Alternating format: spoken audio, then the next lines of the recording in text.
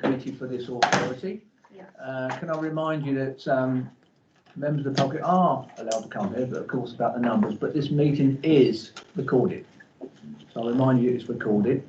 In the room today is obviously our chief, Jason. Thank you for coming, Jason. We've got Graham Britton and we've got Caroline Jordan. Thank you, Caroline. Item 1, apologies. Apologies? None received, Chairman. Okay. Item 2, minutes.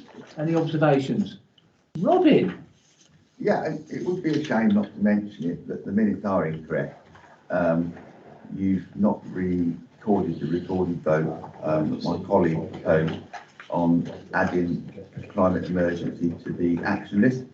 It was a recorded vote on the 23rd, and you haven't added it to the minutes, which is quite a miss because it was a cheerful occasion, and where we all managed to vote on something, and 3 days later Europe went underwater. Well, can I stop you there? We were going to move on to item 4 with matters arising from the previous minutes, but can we just... Sorry, just as to act, Mr. Chairman, I can, on page 18, the recorded vote set out on page 18 of the minutes.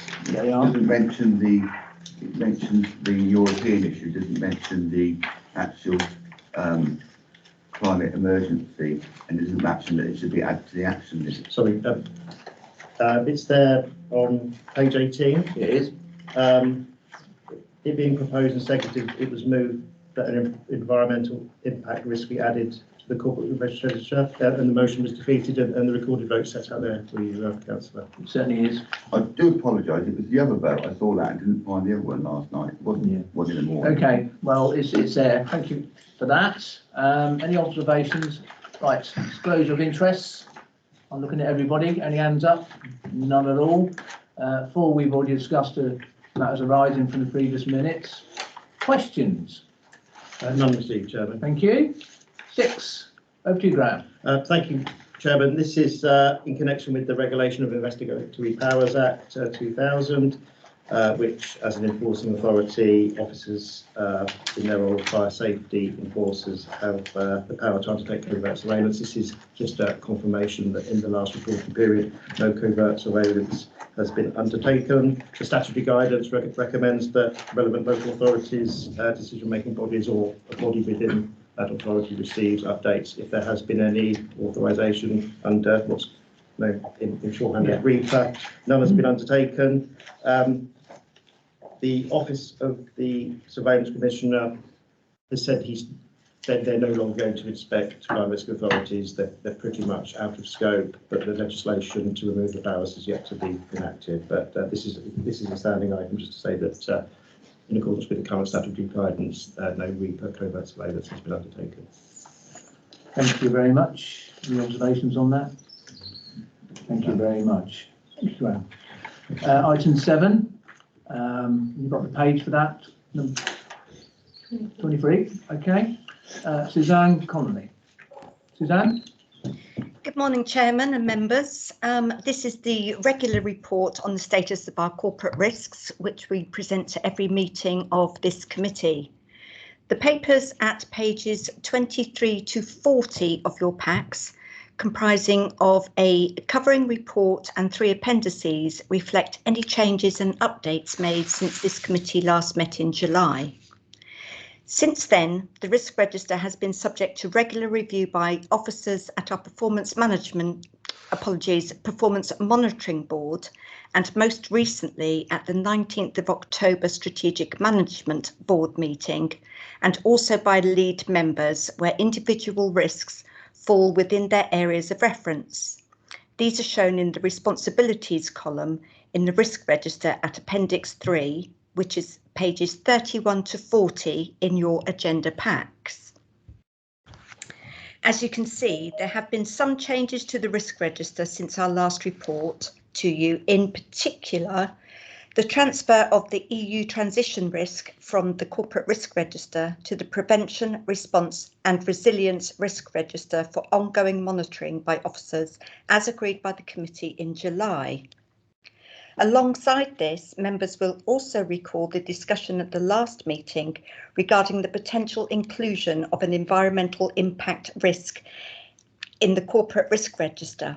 Although the committee voted not to do so at that time, you will have seen that there is a climate change action plan at agenda item 12, which is pages 65 to 74 in your packs, that sets out steps being taken by the authority to respond to this risk. Regarding the remaining risks on the Corporate Risk Register, there have been no changes to the risk scores and associated RAG statuses since the last meeting of this committee. However, there are updates on the statuses of all the individual risks at Appendix 3, which is pages 31 to 40. I will just briefly overview these before referring back to the Chairman for any questions or comments that members may have. And in doing so, I will ask the relevant officer risk owners whether they have anything to add to what I have to say in relation to each risk. Firstly, the staff availability risk at pages 31 to 32 has been updated to include mention of the upcoming firefighter recruitment initiative, under which we plan to recruit between 15 and 18 new whole-time firefighters. I will now ask Steve Wells, our Area Commander for Prevention, Response and Resilience, if he has anything he would like to add to what I have just said. Morning, Chairman, morning, members, and Suzanne, from my perspective, obviously, if members in the room today have had the opportunity to look out onto the jury yard, you will see us going through that selection process as we speak. As you say, it's a rigorous process to ensure that we get the best and its most suitable candidates to undertake what is a critical role in terms of being an operational firefighter. So that's ongoing, and we hope that sees some notable improvements in terms of our overall staffing numbers. Thank you, Suzanne. Thank you, Steve. The potential impact of the government's increase to national insurance costs and the impending comprehensive spending review have been added to the funding and savings risk at page 34. And I think our Director of Finance and Assets, Mark Hemming, may be able to update us more on recent developments in relation to this risk. Mark? Yeah, thank you, Suzanne. Good morning, members. So since we published that risk register, I think the SNB was before the announcement of the budget and spending review. Obviously had that announcement. Members will be aware that for the last number of years, we've been campaigning and lobbying for an increase in the referendum limits. Currently, we can only raise council tax by up to 2% without triggering a referendum. Within the budget, it was confirmed that referendum limit will stay at 2% currently, which is obviously disappointing. We do, however, have a second bite at the cherry, as it were, because the referendum limits won't be confirmed formally until the local government finance settlement, which is expected to be towards the beginning of December. So we continue to lobby government to recognise our case to increase the limit on council tax, to recognise the financial position that we are in, that HMRC have also recognised. So work is ongoing on that one, and I'll continue to keep members updated in that respect. Thank you. Thank you, Mark.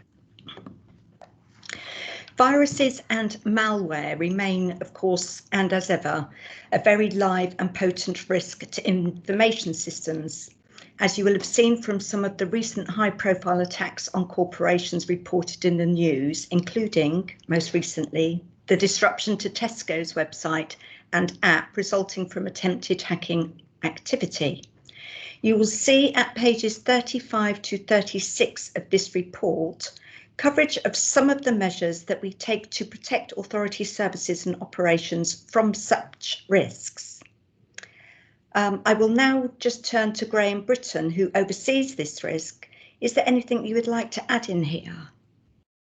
Thank you, Suzanne. Just to take members to the narrative of this risk on page 36 in the landscape document, where it sets out that all staff have been reminded of the mandatory training to undertake training in terms of responsible for information, general advice, and then also stay safe online, tips for staff, which really focus on cyber security. At the request of the chairman of the authority, we're going to allow this facility for elected members or appointed members to undertake that training, because it is a very useful device, not only in terms of protecting this authority, but also your respective councils and also in your domestic circumstances.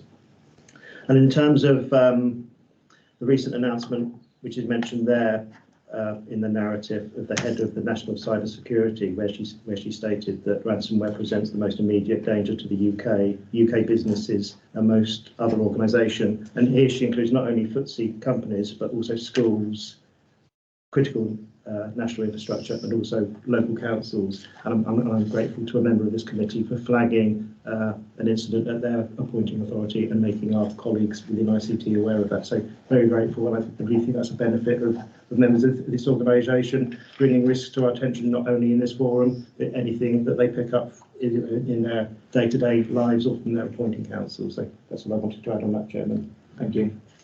And I'll hand back to Suzanne. Yeah, thank you. Thank you, Graham. So turning to the COVID-19 resurgent risk at pages 37 to 38, we have been progressively restoring services that were paused or restricted due to COVID, subject to maintenance of appropriate controls to avoid risk of transmission to the public or amongst our own staff. Here I'm going to ask Area Commander Simon Tuffley if he would like to add anything more. Simon, thank you. Thank you, Suzanne. Good morning, Chairman. Good morning, members. Yeah, so we have adopted a business as usual approach now with COVID controls in place, as Suzanne suggests. All our activity is risk assessed and planned, which is helping. It doesn't mean that we can do everything. For example, we did regretfully have to postpone the long service awards a couple of weeks ago owing to rising cases locally. But the controls that we've put in place do appear to be working, and we've got relatively low staff absence levels owing to coronavirus. So the only other thing really is that we are maintaining contingency plans if the government were to implement a plan B, and if we needed to sort of reinstate those working from home arrangements and other controls. So, thank you. Thank you. Thank you, Simon. Finally, at page 40 is the latest position in relation to the MacLeod Sargent cases, and in particular the LGA FBU agreement of mutually acceptable framework for the handling of immediate detriment cases. A recommended authority position on this will be tabled at the 17th of November Executive Committee for member approval. I'm going to invite Mark Hemming, who may have a little more on this risk also. Okay, thank you, Suzanne. Probably not a lot more to say on that. I think you've covered it quite nicely. So a paper will go to the Executive Committee next week. Essentially what the framework does, it allows us to recompense and remedy those that have already retired, because although we've wanted to do so for a while, there's been some uncertainties which this framework helps addresses. So that will now allow us to address all categories of those that have been affected by the pensions MacLeod Sargent issues. That's a good positive step forward for both the service and for those that need to be remedied. Thank you. Thank you, Mark. And finally, thank you very much for your attention. I will now hand back to the Chairman for any questions or comments that members may have. Thank you. Robin and Alan. Well, firstly, thank you, Chairman. On the staffing recruitment, it's a statement of fact, but not of detail, in the sense that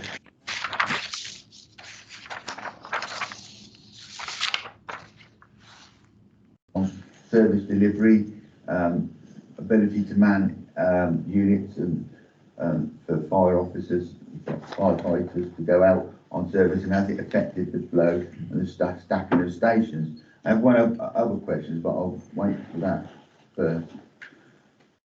Okay, did you hear the question? Not very well. However, I think it's to do with the firefighter recruitment. Is that correct? You do it again. What I want to know is the staff recruitment's going along, which is tremendously encouraging. But in interlude between the staffing recruitment going on and the obvious gap in employment, has that had any negative implications on staffing, units, fire engines, and the ability of the firefighters to deliver its service, and has it caused problems within the service in the sense that not always people be when they need to be, especially as we've gone through all this difficulty which everyone is aware of with COVID. Thank you. I will refer to Area Commander Steve Wells to answer that, I think. Thank you. Yeah, thank you, Councillor, for the question. I would say that it's created some challenges for us. However, as and when we've always been requested by the public to respond to an incident, we have always provided an effective operational response to it. We are acutely aware that we are experiencing some challenges regarding our operational resourcing numbers. That is reviewed on a regular basis, and we are taking proactive steps to ensure that they are mitigated wherever possible. However, as you're aware, the principal reason why we're undertaking this recruitment campaign is to enhance our operational staff numbers.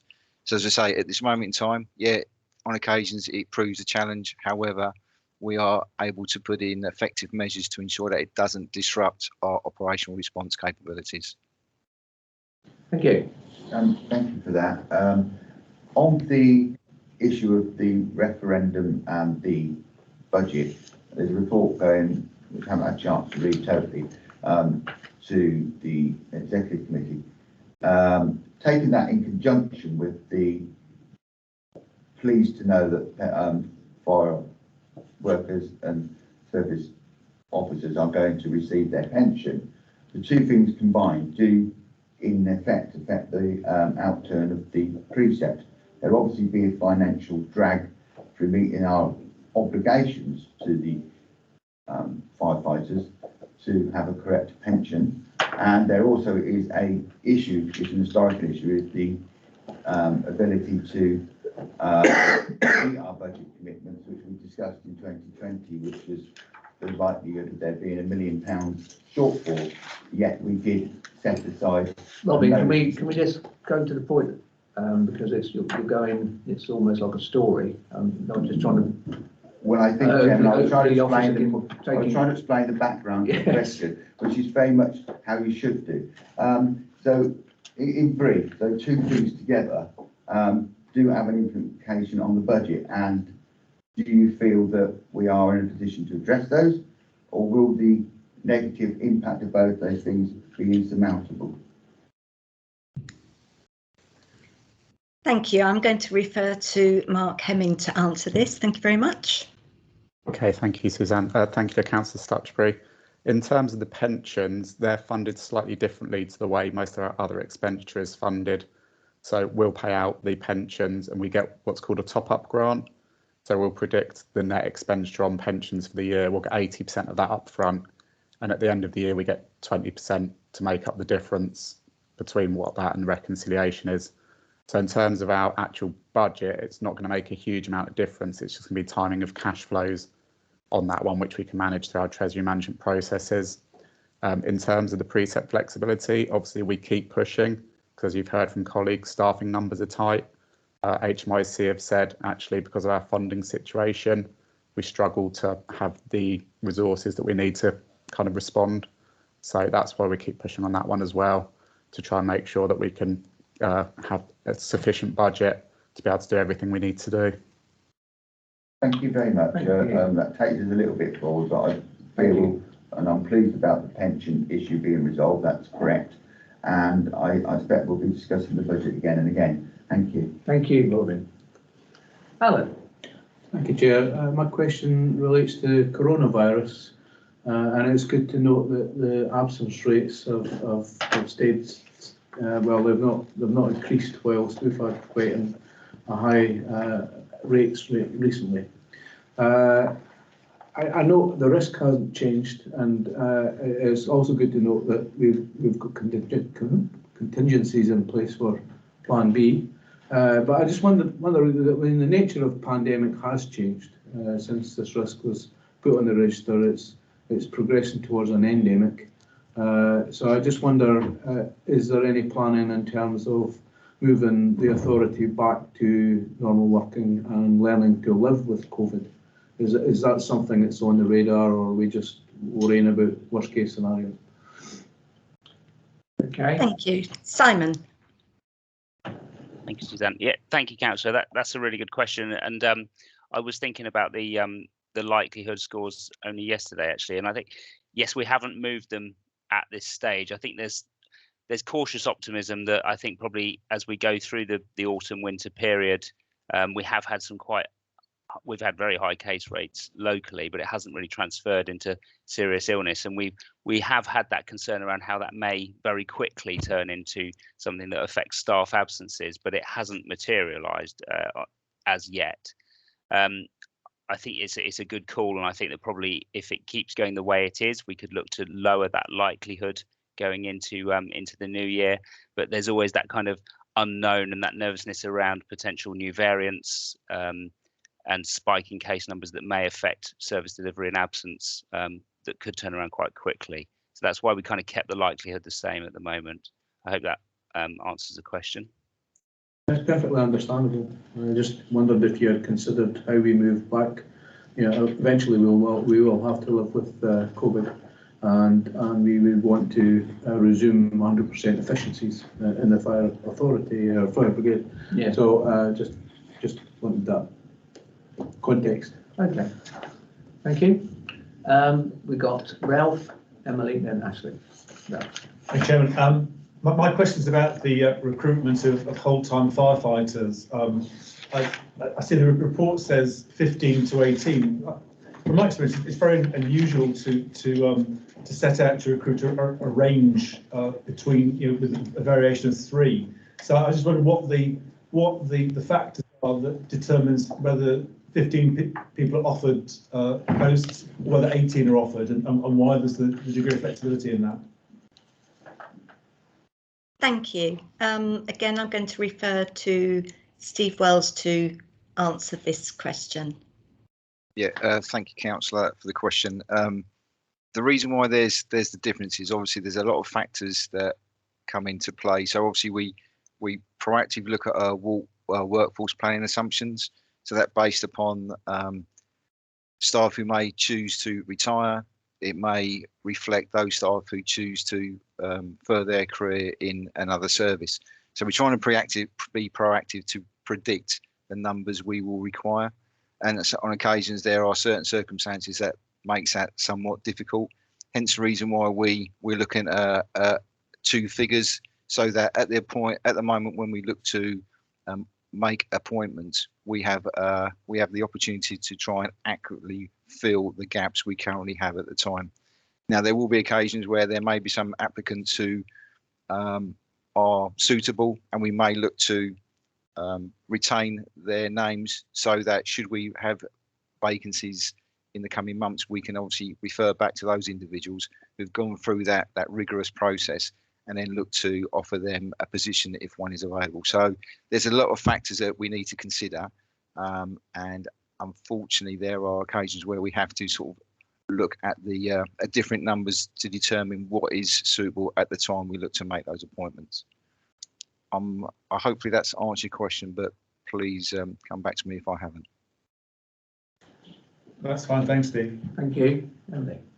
Right, so I had a bit of a question. So since we agreed the risk register, this proposal that the 3 fire authorities will come under the Police and Crime Commissioner has come up. And so I appreciate it might, I mean, clearly there are risks to work through about that potential proposal and if it happens. So I just wanted to understand how the organisation was looking at those, because it's not in the risk register because we didn't know about it at the time, and how we're working through the kind of questions that yes. Okay, so anything in terms of the Police and Crime Commissioner, the Police and Crime Commissioners have already taken over some authorities and become Police Fire Crime Commissioners, PFCCs. Northamptonshire is a prime example of that. Currently, there has to be a business case done to enable that to happen.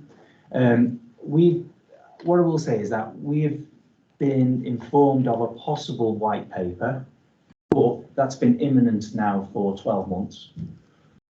civil service speaking imminent. So I think when we get to that position, if we get to a position whereby a white paper comes out and we're consulted upon it, I think the authority needs to obviously do a response to that. And then if there's any legislation following that, then we'll move on that. In terms of preparations, what I've done is I've made sure that members are briefed, lead members are briefed. So all lead members have had presentations from other chief fire officers who've gone through that change already in terms of what they learned, what are the barriers, etc. So all of that has taken place. We've made good links with the Office of the Police and Crime Commissioner. And as you're aware, the Police and Crime Commissioner came to the last authority meeting as well, and his intention is he won't take over unless he's mandated to do so.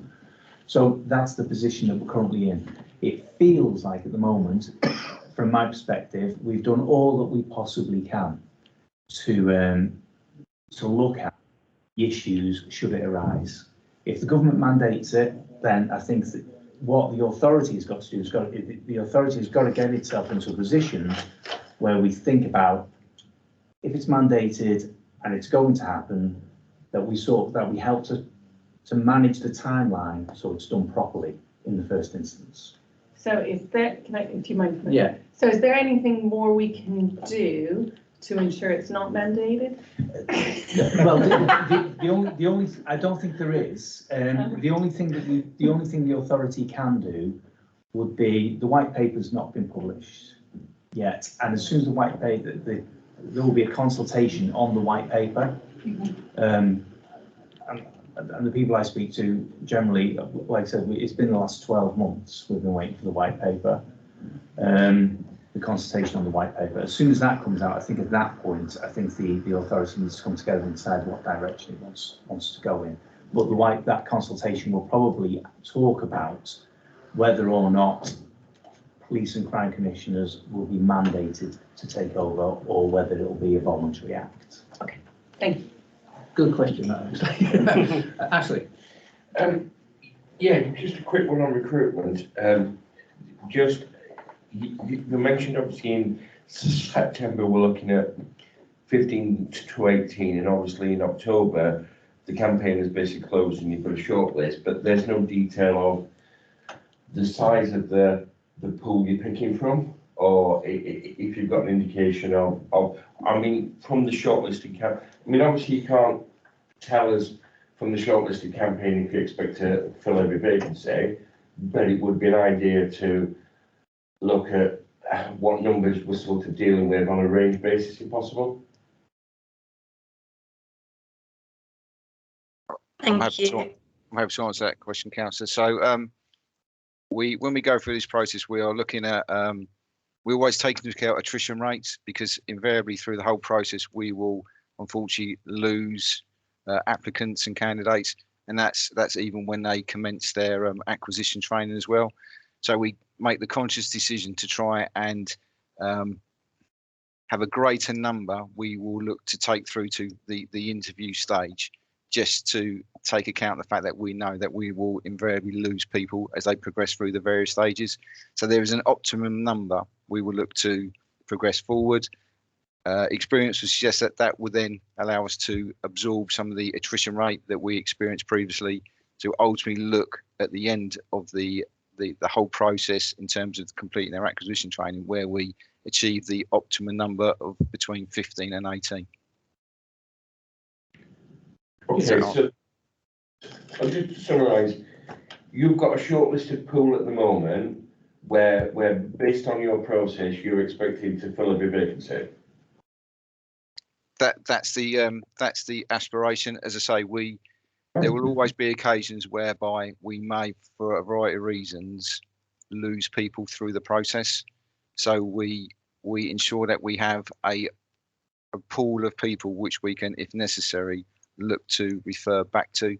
But as I say, as we embark on the acquisition training, experience will tell us that on occasions we may not necessarily get the full number we are aspiring to complete that particular training. So that does create us a few challenges. Hence the reason why we try to have a greater pool of people which we can refer back to should we find ourselves in that particular situation. Thank you. Thank you. Milton. Thank you, Mr. Chairman. My question follow from Alan regarding COVID-19. I just wonder if how well we're doing on the vaccination of our staff. Is it? I don't think it's a compulsory. Or is it compulsory? And the second question: are we better prepared considering the last year? Are we better prepared this year? Hi, Councillor. Yes, I think in terms of vaccination, we don't collect any data, any healthcare data on our staff in terms of like giving you a definitive number of how many people are vaccinated. In the early days when we assisted with the vaccination programme, there was a lot of work around offering vaccinations to staff, particularly surplus vaccinations that were going to get wasted if they weren't used on the particular day. So I would say we had a reasonable level of confidence that a large number of our staff are fully vaccinated now. In terms of our preparedness over the 20 months, I think we've learned a lot, and I would again say that we are of a reasonable level of confidence that we can now deal with the pandemic. We've got good operational procedures in place. We haven't got the PPE problems that we had in the early days. Operational guidance is really well embedded, staff absence reporting, and the welfare arrangements, the additional welfare arrangements that we put in place in the early days of the pandemic are all still functioning. So I think we are well prepared for over the autumn winter period. Thank you. Bill, then Robin. It was just to qualify something following on from Ashley. I mean, I would presume the brigade recruits to a standard, not to a number, and therefore, but also sexual and racial equality is taken on board as well. So, I mean, you don't say when you're recruiting, right, we'll keep going till we get 15. If there's only 10 come up to the standard, then that's the standard, because otherwise you've not got the, they work in teams and you've got a weak link, the team don't work. There speaks a man of experience. I do. I remember my recruitment. And that's a good question. One of my tests was to wind up a 145 ladder, which are no longer in existence. You'll notice that, and that's the point actually. So you'll notice the role-related tests on drill yard. So you'll see the ladder up there. You'll see a dummy is lying on the floor. So you got to drag the dummy, and there's a whole load of role-related tests associated with being a firefighter, and you'll see them up and down that ladder all day. I couldn't pass it, no, that's for sure. Okay. We got an answer?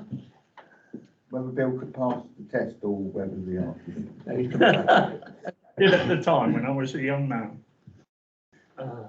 Yeah, if I can just respond to the councillor's question. So the number is aspirational. However, one thing I can assure all members that we do not lower our standards to ensure that we get the right number. At the end of the day, it's imperative that we have a standard which we uphold, because that's what our local communities expect. So the aspirational figures is what we hope for, but that is in the expense of us lowering our standards. That's what I expected. And finally, Robin, I believe you want to come back. Thank you very much. Just to push on a little bit of Councillor Darlington's point, we were treated to an expression of interest or conversation from the Chief and Fire Commissioner. Will this form part of a corporate risk register? I ask this in all honesty because there is implications in working practices, in who's actually in charge when it comes to an operation of within a fire, and how that works out. I know Northamptonshire's done it, but I don't live in Northamptonshire. I live in Buckinghamshire, and that's all that Northamptonshire can do what Northamptonshire wishes to do. And I personally think that it would be nice if the white paper vanished and became some other form of use. But these things do have a way of progressing. I worry, seriously do worry, because the inference would be drawn that when our quality officers turn up and firefighters turn up to stand, who's actually in charge, who's actually the person operating on the fire. At the moment, the public really know that when they're dealing with the fire, our teams turn out who are excellent and do an excellent job. once they think that some other person or gentleman is in charge, we may have a disconjunction in operational within something which is a very serious matter, a major fire. Who actually is going to be in control? And I think we do need to look at the risk of that, because that would be damaging to operations and damaging to our staff and damaging to the realm. Jason? There is a white paper in draft, as I understand it. It's not been published. There's been no, so this is an issue which hasn't materialised yet. So I wouldn't advise putting it on the risk register. The other thing is that we've done a lot of work behind the scenes, understanding what steps need to be put in place. Should you transition? Should it come about that you have to transition into under the Police and Fire and Crime Commissioner? We've done a lot of work behind the scenes, thinking about actually how was the money spent. What are the terms of reference? How does that work? So all of that stuff is there, and that would have to be finalised and gone through before any transition happens. But at the moment, there is no white paper. No. It may be in draft in Whitehall somewhere, but it's not been published. Nothing is changing exactly at the moment. Yeah. So hopefully it will disappear into civil service. Well, we don't know, but I think the statement is it may be, maybe not. So we're just waiting to see, aren't we? Yeah. So I'd like to comment on this. I've not formed a view whether it's a good thing or a bad thing, but other fire authorities have moved over, so they obviously viewed it as a good thing. So, you know, talk about a corporate risk register, you could talk about a corporate opportunity register. As far as I'm concerned, it's far too premature to actually be discussing this. Absolutely right. Okay, thank you for that. Any more questions anywhere? Graham, would you like to put the recommendation? Thank you, Chairman. Recommendations on page 23 of your agenda packs. Recommended that the status on identified corporate risks at Annex C be reviewed and approved. That comments be provided to officers for consideration and attention in future updates and reports. Agreed. Agreed. Thank you very much. Very good discussion there. Item 8, Audit Results Report 2020-2021. We've got Neil Harris and Alison Kennett. Neil. Thank you. Thank you, Chairman. I'll cover this item, and obviously, if you've got any questions, either I or Alison will I'm sure be in a position to answer those. So thank you for accommodating a verbal update from EY today. I think it's important to say that officers are prepared and been ready for our external audit of the 2021 accounts for the Fire and Rescue Authority, and have prepared a good set of financial statements and working papers and been very cooperative during the audit process. We did draft ahead of this meeting an audit results report, but at that stage quite a number of areas of our audit procedures were still ongoing at that stage, given the timing of when we commenced our external audit of the Fire and Rescue Authority's accounts. I'm pleased to say at the date of this meeting we have made some further progress on our work, and our intention is that by the 8th of, I think it's the 8th of December meeting of the Fire Authority, we're intending to conclude our audit and issue our audit opinion on the Fire and Rescue Authority's accounts. Where we're headed to at the moment is we are heading towards no modifications or qualifications on the financial statements. Based on the procedures to date, I anticipate an unqualified opinion on both the financial statements and also reporting no significant weaknesses in value for money arrangements. In terms of where we currently are with our audit procedures, at the moment there's only one item that's above our trivial threshold, which is 37,800 that I need to draw to your attention, which I understand management may not be amending for. And this is to do with an asset held for sale, which is Great Holme Fire Station, which was valued at fair value in the statement of accounts, but did not include the costs to sell in the financial statements. And we estimate the difference to be 55,000. So that's below our audit materiality, well below our audit materiality, but above a level we have to report to you. So please do anticipate that will be in our final audit results report, and to take a view from yourselves on management's explanation if they at that stage choose not to amend the accounts. We are continuing to work on the audit over the next couple of weeks to conclude some of our outstanding matters. One of the main areas of significant audit risks in our audit plan this year was the review of the valuation of the blue light hub that became operational in 2021. I'm pleased to say we have now received the report of our real estate specialists, and based on our review of that, which is still subject to sort of final review procedures internally, but based on our reading from the report, we've expressing no concerns on the valuation assumptions for the blue light hub and the work of your external valuer.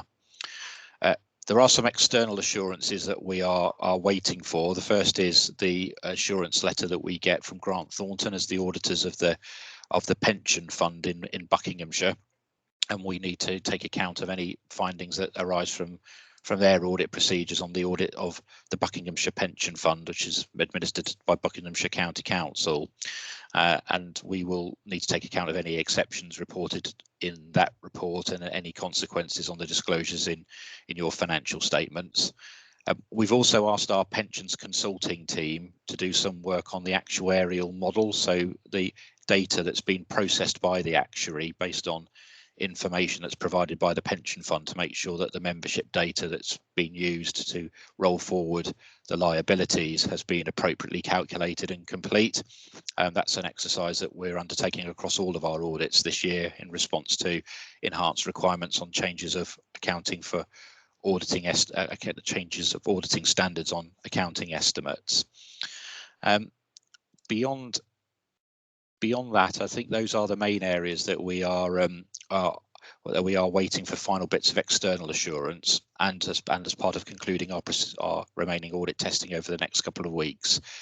So beyond that, members, as a verbal update, I think we're in a good position to conclude the audit before the end of the calendar year. And as I say, our target is with subject to these external assurances and the remaining conclusion of our audit procedures, is to bring our audit results report to the authority meeting in December and issue our opinion shortly thereafter. I will close, and obviously happy to take any questions on this verbal update. I think in closing, I do want to thank again the officers for all the support we've had during the audit, my team for all of their hard work. Obviously, you're probably appreciative, and I'm happy to take any questions on it, the national picture with public sector audit delivery at the moment, which has been widely publicised by public sector audit appointments and nationally. And we're obviously delivering our audit within that national context at the moment. But I think if we can conclude this audit before the end of the calendar year, I think that will be a good outcome for all concerned. Obviously, I'm happy to take any questions. Thank you for the update, and obviously I'll remind members this is just work in progress at the moment. Robin. Thank you. Just on the assets, we're not on that item. On the verbal item, aren't we? Yeah. This is an update. Update. This is a verbal update. It's work in progress. So We're not on. Okay, thank you. Okay, so it's the wrong question. Okay, everybody accepts that update? Yep. Yeah. Thank you very much. Thank you much, both of you. Thank you. Very encouraging news. Very encouraging news indeed. Thank you very much. Thank you. Right, item 9, page 41. Have we page 41, everybody? Yeah. Okay, Selina and Alex. Thank you, Selina. Good morning. Good morning, Chair, and thank you very much, members, for being here and accepting our papers. This is an update on the audit recommendations that have been raised through internal audit work. All the audits actions are identified in this paper relate from financial year 17-18 to date, of which you can see that we've got 63 audit recommendations that we've been tracking. There are currently 5 actions that are in progress, and that's still within the due date. However, we've got 18 that have passed their agreed due date. Key highlights to note with regard to the overdue actions that we've listed for you from page 44. We just want to highlight we've got an action from FY 17-18 relating to fleet management. Progress is being made on that action. However, we're not comfortable enough to be able to close it, so we're still continuing to liaise with the action owners to get that addressed and finalised. We also have 2 findings from 18-19 that are still open and in progress. One relates to the blue light hub. So progress is being made with that. However, it's reliant on a third party to get that finalised for the blue light hub. And then an 1819 action relating to stores audit. Again, this one we're leaving open, and we will monitor and follow up as part of a planned audit this year, the asset management process mapping. In terms of the 18 that are overdue, we've got 9 actions that relate to the asset management audit that was undertaken last year. We are undertaking an audit this year that's process mapping, and we're going to follow up those in detail because there's substantial actions relating to that audit that were high risk rating, so detailed review to ensure adequate implementation will be undertaken this year. 6 actions where at the moment we have no update for you. It relates to the resource management system. There was a change in personnel in terms of these actions, and these have now been reallocated to new owners. So we're going to start liaising with these new officers and track implementation, but we didn't have an update for those at this time. And I'll pause there for any questions on the paper. Alan? Thank you for that. I'm a bit of a novice, so for me, I think the available equipment, being able to find the equipment and be confident in the performance of the equipment is quite a high priority. And when I reviewed Audit Committee minutes last time, the risk register, the big red flag for me was all around stock control, systems, procurement. There's about half a dozen at least actions that are interrelated around that area, and for me that was a massive red flag. Some of the due dates were, one of them is December 2019, and I get that there's been staff absences and potentially over reliance on one particular member of staff, but I just feel, reading it again, I just don't feel assured that this is moving fast enough in terms of this area, and it seems, yeah, as I said, there all seems to be, there's quite a lot of interrelationship. So I just wonder if there's anything you can say today that would assure me that things are moving quicker and addressing some of these issues. I can give a brief update, and I think Mark will be best placed to give you expand on it. But I think one of the reasons, one of the things that we observed with the audit was the end-to-end process with asset management. Therefore, we recommended that we do a process mapping of that whole system of internal control so we can identify the gaps and where the loopholes are. So that is the plan from an audit perspective, so we can give improved assurance. But I don't know if Mark wants to expand on sort of the assurances with the stock checks. Yeah, good question, Councillor. I think you've alluded to some of what Celine has covered as well, in that a lot of these areas are interdependent. So it might identify as 5 or 6 different problems, but they all stem, as Selina says, from some of the processes. So normally we would audit an area perhaps once every few years. Because it is a high priority area, there are a lot of concerns raised. That's why we're doing another audit again this year. We believe there have been steps to kind of rectify a lot of these actions, but we didn't want to say, yes, they're done, until we have had the audit assurance that actually they have been done and addressed satisfactory. So that's why they're still open at the moment, but hopefully we'll be able to come up with a positive update for the next meeting. Can I just come back to you? Yes. One of the things that I found particularly disturbing was in the procurement processes, there has been a number of unauthorised accounts for procuring stuff, and this is an audit committee, and that does lead me to concerns that there's financial concerns around this as well, in terms of the potential for fraud or theft. So I do hope that we can look at this matter quite seriously and make some progress. Thank you. Thank you. I think the assurance is there. Mark, do you want to come back quickly or not? So what particular risk page is the councillor referring to on that one, so I can give a more informed answer?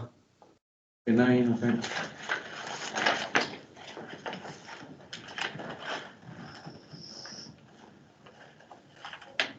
It was around account usernames. There's one called user dog, and all sorts of created unauthorised names of accounts for procurement? Okay, I think that's in terms of being able to requisition assets on the system. So I think the issue was there's obviously some test accounts that have been put up in there which hadn't been deactivated. So the risk's more around account management than it is procurement and financial risk. But again, that's something we will follow up to make sure any kind of risk there has been closed off. Thank you. Bill? It's a question around the red kite system itself, actually. I'm totally unfamiliar with this.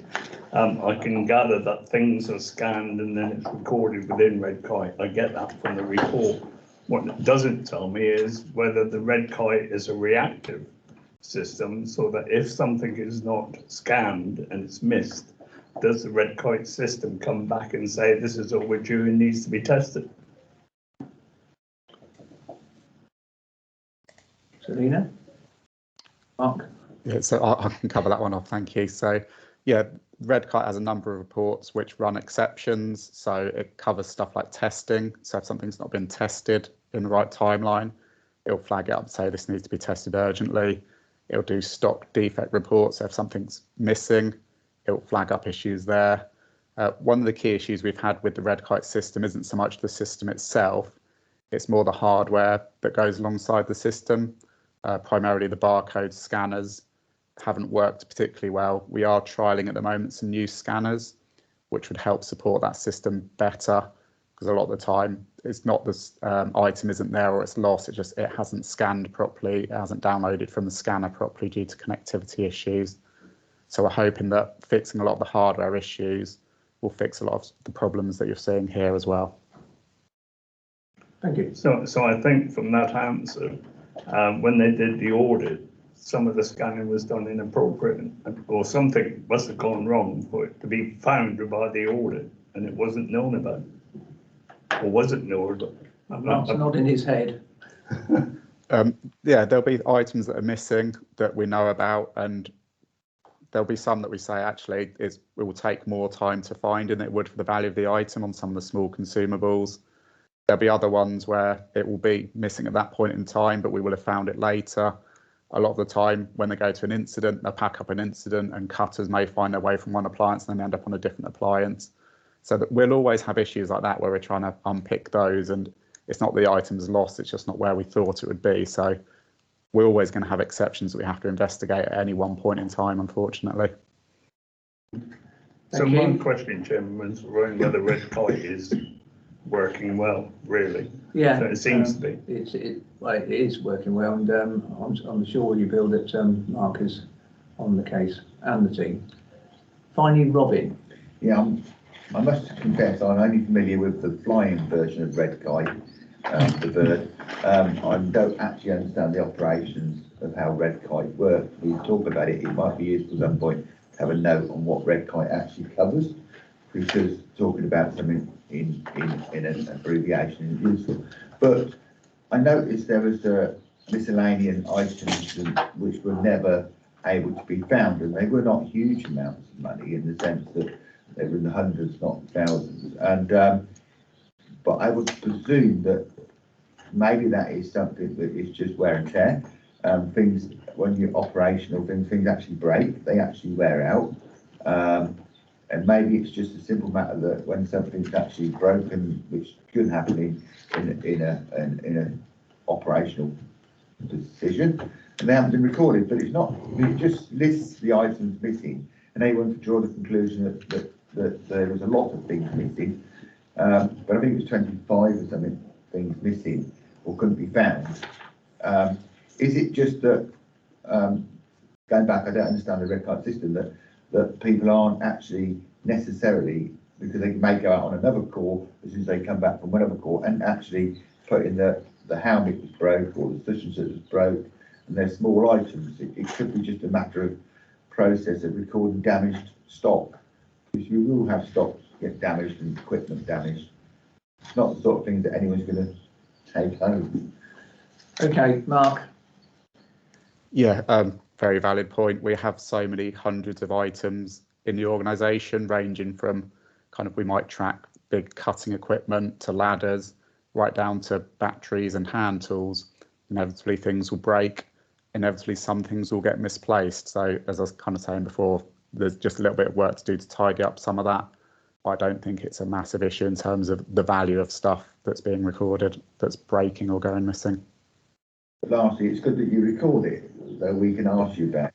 That shows it's open, which is good. Thank you. Well, Thank you, Chairman. I'd just like to say that I think that this is audit actions going on previous year's audits. It's a very granular report, and it's clear that the internal audit went into a lot of detail and was quite challenging of the organisation and the processes that are operating, which is what we want to see really. So that's good work. I do, like everyone, sort of have concerns about the discrepancies in terms of stock and the assets and the consumables. So the question I have, and I welcome the fact that a process mapping is planned. The question in my mind is the extent to which the people who are actually moving these items around and using them and putting them back into storage are aware of the consequences of not being rigorous around scanning and recording movement, and whether there's a rigorous management culture about checking that and making sure things are done. I mean, I heard Mark say about cutters coming back on a different appliance to one they went out on. Well, that's okay. I can understand that in the adrenaline of a call. But when the appliances are back in the station, is there not a process or a checklist to make sure that things are back where they should be, so that a crew going out in future has got what they expect, where they expect to find it? Because it just seems that in terms of the rigour of managing the operational processes, there's. I don't want to be critical, but it sounds like it's not quite as rigorous as it could be. That's the impression I get. I wonder whether it's the firefighters, the operational staff who are thinking that's great, good job done. It's time to clock off and go home, or whether it's the culture around management insisting on those things happening. But that's the concern I have sitting here looking at this report. Mark? Yeah, just to address that, that's a very good point.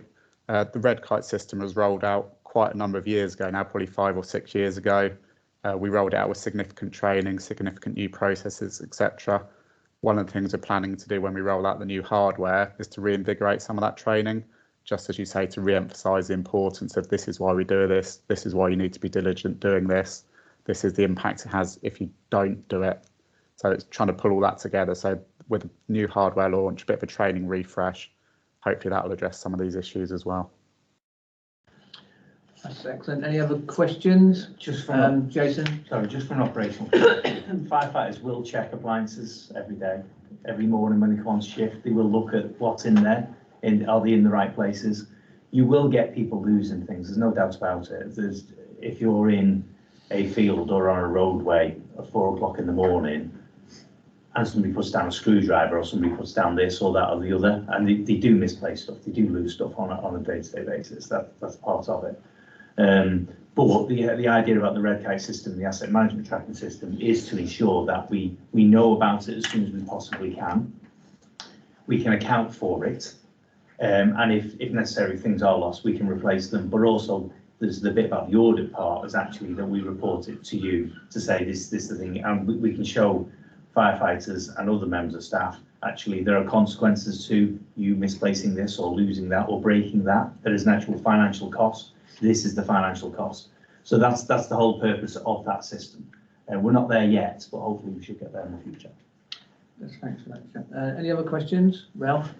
Sorry, thank you. Just to come back to this, from my experience working in a manufacturing organisation, we didn't capitalise the low-value hand tools. So it just sounds as though you may be making things more difficult and more challenging than they need to be by having everything carried as an asset. If you've got things that are consumable, things that do wear out, that do get discarded, do get lost, then maybe those should be treated as revenue items and not actually capitalised as assets and held on the asset register. Good point. Good point.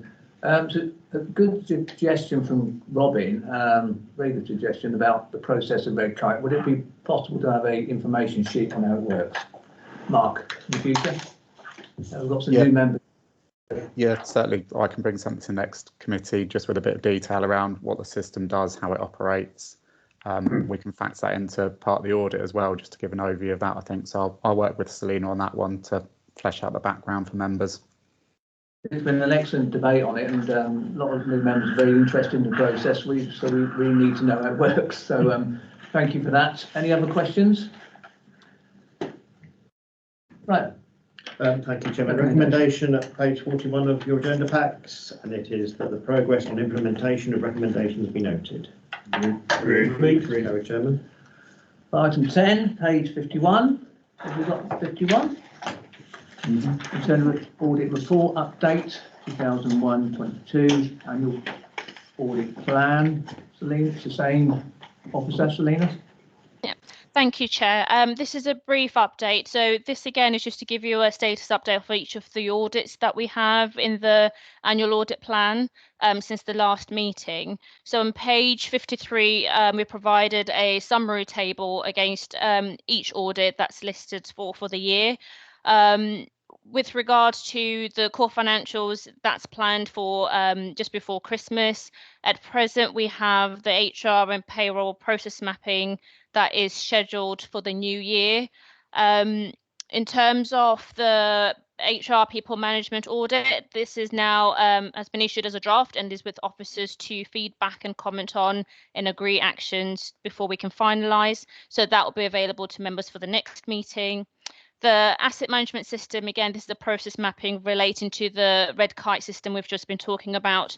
A draft terms of reference is just being developed and the audit is due to start shortly. We have a procurement audit that's currently at the planning stage. And again, this should commence this month and will be completed before Christmas. We have the program management audit, which has just completed at fieldwork and is currently being reviewed, ready to issue a draft report. Similarly, the Blue Light Hub post-project evaluation audit has been completed at fieldwork and a draft report is just being finalised, ready for issue. And that's pretty much the audit plan update for you, and I'll pause there for any questions. This is only an update and it will obviously come back to the committee. Any questions? Alan, I'm looking at you because you're scrutinising that paper. No, I had some questions, but I think it's all been answered. Thank you. Oh, Ralph. Just like to say that the plan looks very comprehensive. I look forward to it being implemented. Yeah, it certainly is. Okay, any other questions? Recommendation on page 51 essentially is that progress on the annual internal audit plan be noted. Agreed, everybody? Right, it's item 11, page 55, appointments external auditors. Mark. Okay, thank you, Chairman. As members will be aware, currently our audit services are provided through Ernst & Young, who we heard from earlier, and they're appointed via an organisation known as PSAA, Public Sector Audit Appointments Limited. So that was a national procurement which we opted into a number of years ago to give us our auditors. That arrangement is coming to an end, so by the end of 2022-23 accounts, that arrangement will have finished. We're now faced with the choice of whether to opt into another national agreement or whether to appoint our own auditors locally. So this paper sets out the recommendation that we should opt into the PSAA arrangement again. I know there's been some issues with audits over the last number of years. Those issues aren't unique to Ernst & Young, they're not unique to the fire sector, they're not unique to PSAA. There's some issues there which we're all aware of. However, kind of appointing our own local auditor, I don't think will resolve that issue, as you're still going to be choosing from the same limited pool of auditors available. Whereas if you opt into the national arrangement, we get the collective procurement, reduces our own costs, improves economies of scale, so improving our value for money, makes the process a lot smoother, and you get the support of PSAA in determining any issues around fee variances and things like that. So I'm happy to take any questions on this. Ultimately, it's a decision for the fire authority to make, because under the regulations, they have to be the one opted in. So it'll be a recommendation to the fire authority to appoint PSAA again, but I'm happy to pause there and take any questions. Any questions, Alan? I don't have a question, but I'd just like to put forward a view that I think delving in the local market on audit would be a risk. There is a massive risk at the moment in terms of audit resources and I think it's safer to be in the national pool than actually go it alone. There's a nodding heads there from Mark. Yeah, agree with that point of view, 100%, definitely. Robin? Just to say that audits can be lately delivered. We've seen that in other local authorities where outside audits seem to be late delivered. So actually getting into a certainty with your commissioner, someone to do your auditing is a good thing. Some local authorities have had to wait months for their audits to be completed, and then they've actually vanished off the scene of the earth before their audits have been completed. So I think you're doing the right thing. Carry on. Everybody's agreed then. Any other questions? None? Thank you, Chairman. I'll take a deep breath for this recommendation on page 55. As Mark said, it's a recommendation up to the authority, and it's that the authority be recommended to accept the public sector audit appointments invitation to opt into the sector-led option for the appointment of external auditors to principal local government and police bodies for 5 financial years from 1st April 2023. Agreed. Carried, Chairman. Thank you. Item 12, Climate Action Plan. Huck. Okay, thank you, Chairman. So last over in Audit Committee, there was quite a lot of debate around climate change, risks of climate change, etc., which is really good. It's really encouraging to note that members have that concern. I did endeavour at that meeting to come back with a report on climate action.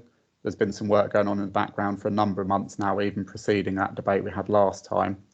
So this climate action plan aims to put a framework in place for allow us to move forward to address some of the issues that we've experienced or will experience in the future. It's not the final answer, but it's the starting point. So it aims to embed within the organisation that will consider the environment in all our major decisions.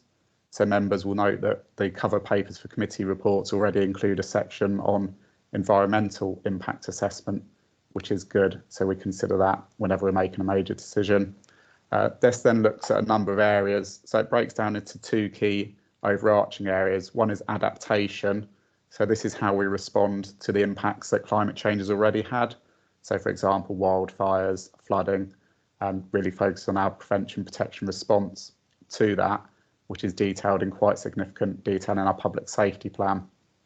It then looks at mitigation areas. So this is actions that we can take to reduce our own carbon emissions, as well as encouraging the community to take action to reduce their carbon emissions too.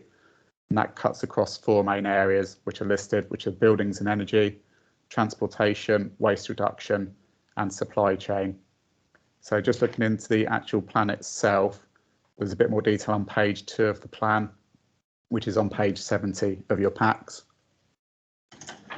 So that just looks at some of the aims of each area. So for example, improve the energy efficiency of our buildings, improve recycling rates, start to replace diesel vehicles with electric vehicles where practicable to do so. And then over the page, on page 3, it also identifies some of the current actions we've been taking. So despite not having an overarching framework, there are a number of actions we've already taken to start to build some of this for the future. So we talked about the Blue Light Hub earlier. That already has a what's called a combined heat and power plant to help with energy efficiency there. Members may have noticed as they came into the car park, we now have a number of electric vehicles which are used for our prevention and protection teams who are travelling within the county locally. So we've got 4 of those, and we'll have 4 electric hybrid vehicles coming into service very soon in addition to those. There's a bit more detail on page 4 of the plan around how we're going to monitor the plan, communications. And on page 5, it sets out a bit of a timeline for when some of these things will start to be implemented. What I've tried to do as far as possible is align this action plan with when current strategies are due to be renewed. So for example, we've got the fleet and procurement strategies are due to be renewed this year. We want to make sure that kind of climate change and environmental considerations are embedded in those when they're renewed. Similarly in future years for property strategies and the public safety plan, prevent, protect, respond strategies as well.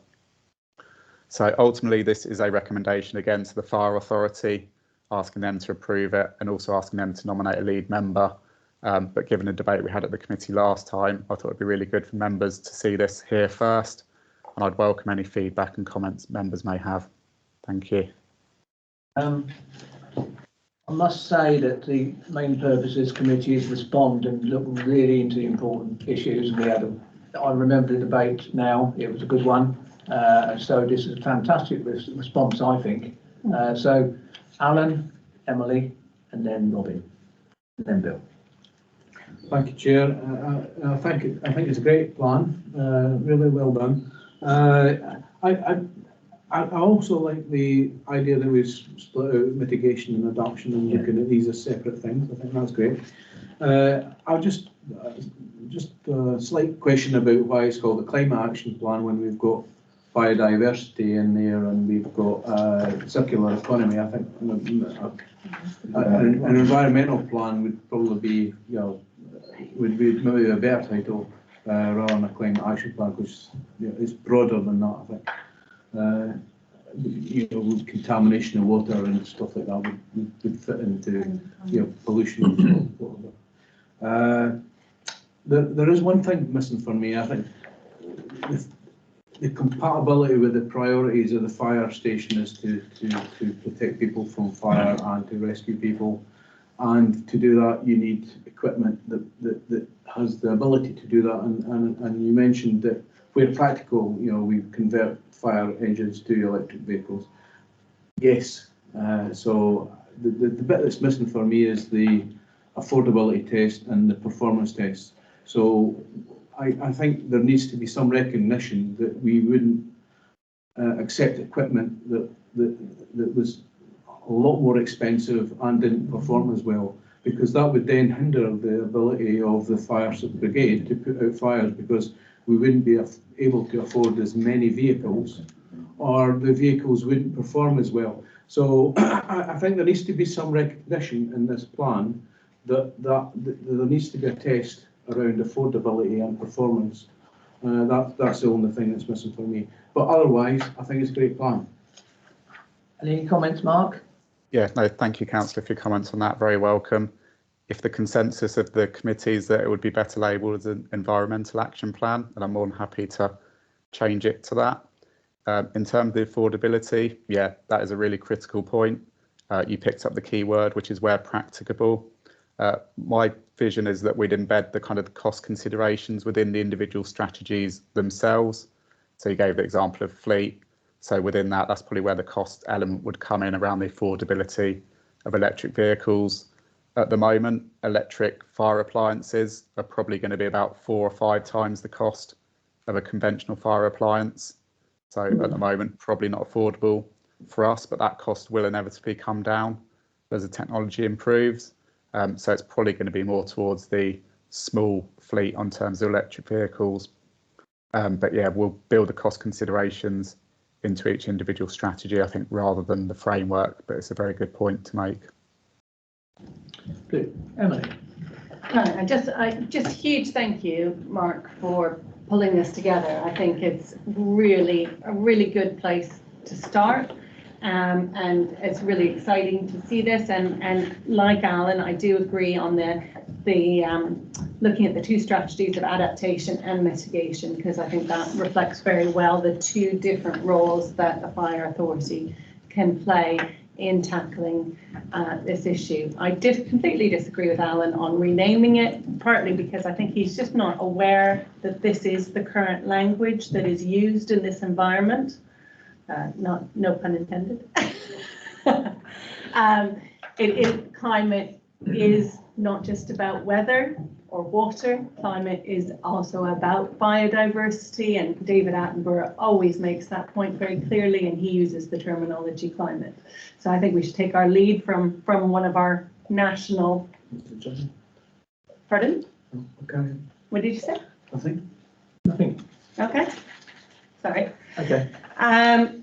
So the one thing that I think is missing in this that I think we need to further develop on, as you'll be aware, both the 2018 flood review at Milton Keynes Council and some of the more recent Section 19 reports talked about one of the importance of working together. I think we could take that even a step farther, of not just working together in terms of the adaptation and the response, so the immediate responses, but also about thinking about mitigation.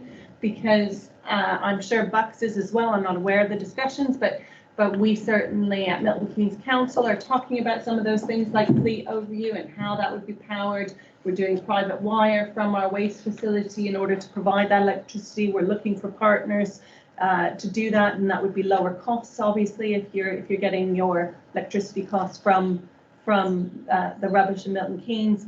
I assume Bucks are thinking about similar things as well. And I'm not sure we need to go too strongly on putting some of the language that Alan said. I mean, I think any of us that are working in this space on a regular basis completely understand that the types of vehicles that make sense for the public sector to do right now are the smaller fleet vehicles, because that's where the energy efficiency is. But it's about thinking, if we're looking at our new fleet strategy, it's about how do we build flexibility so that we can be first movers when it becomes both affordable, but also that they are performing at the standard. Nothing is on the fire engines, as I know from the HGV vehicles, there's nothing performing enough to do the kind of miles and activity that we know are needed, whether it's a waste collection vehicle or either. But what we can do is build that flexibility into how we judge, how we commission our next fleet, so that we don't get stuck in to something for 20 years and completely miss the boat. Miss the boat.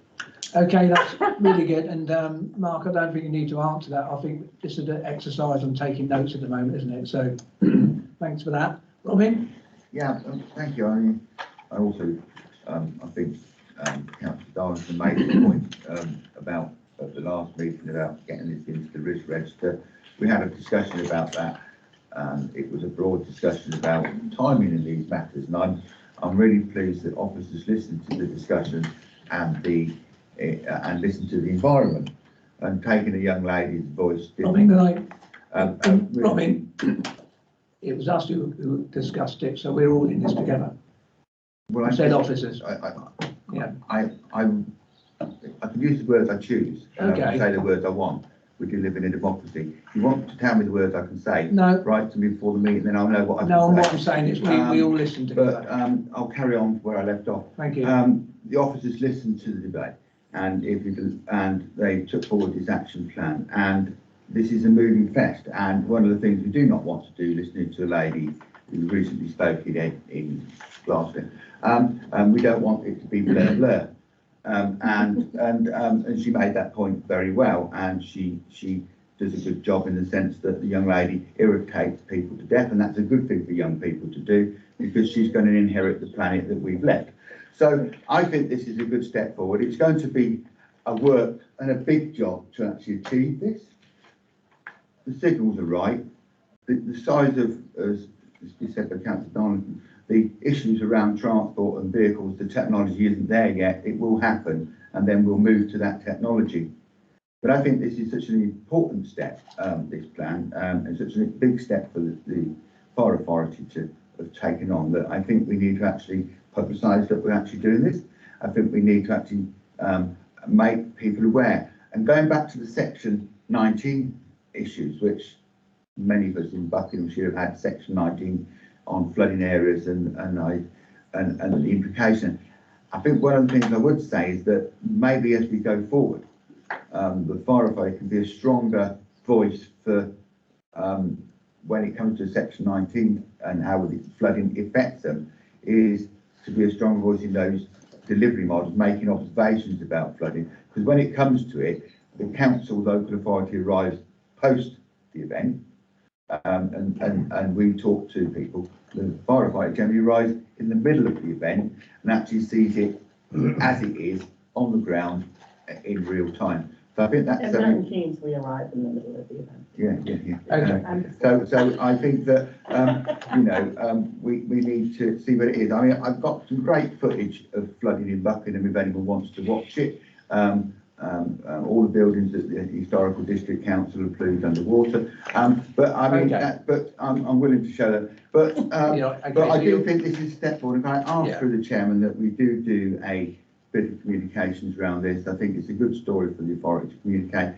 I think hopefully the chairman would agree, of the authority, because if we don't talk about this, especially as everybody in the country seemingly is talking about this now. And I definitely don't think changing the name. That's called watering down and simmering down the message. The message is very clear in this.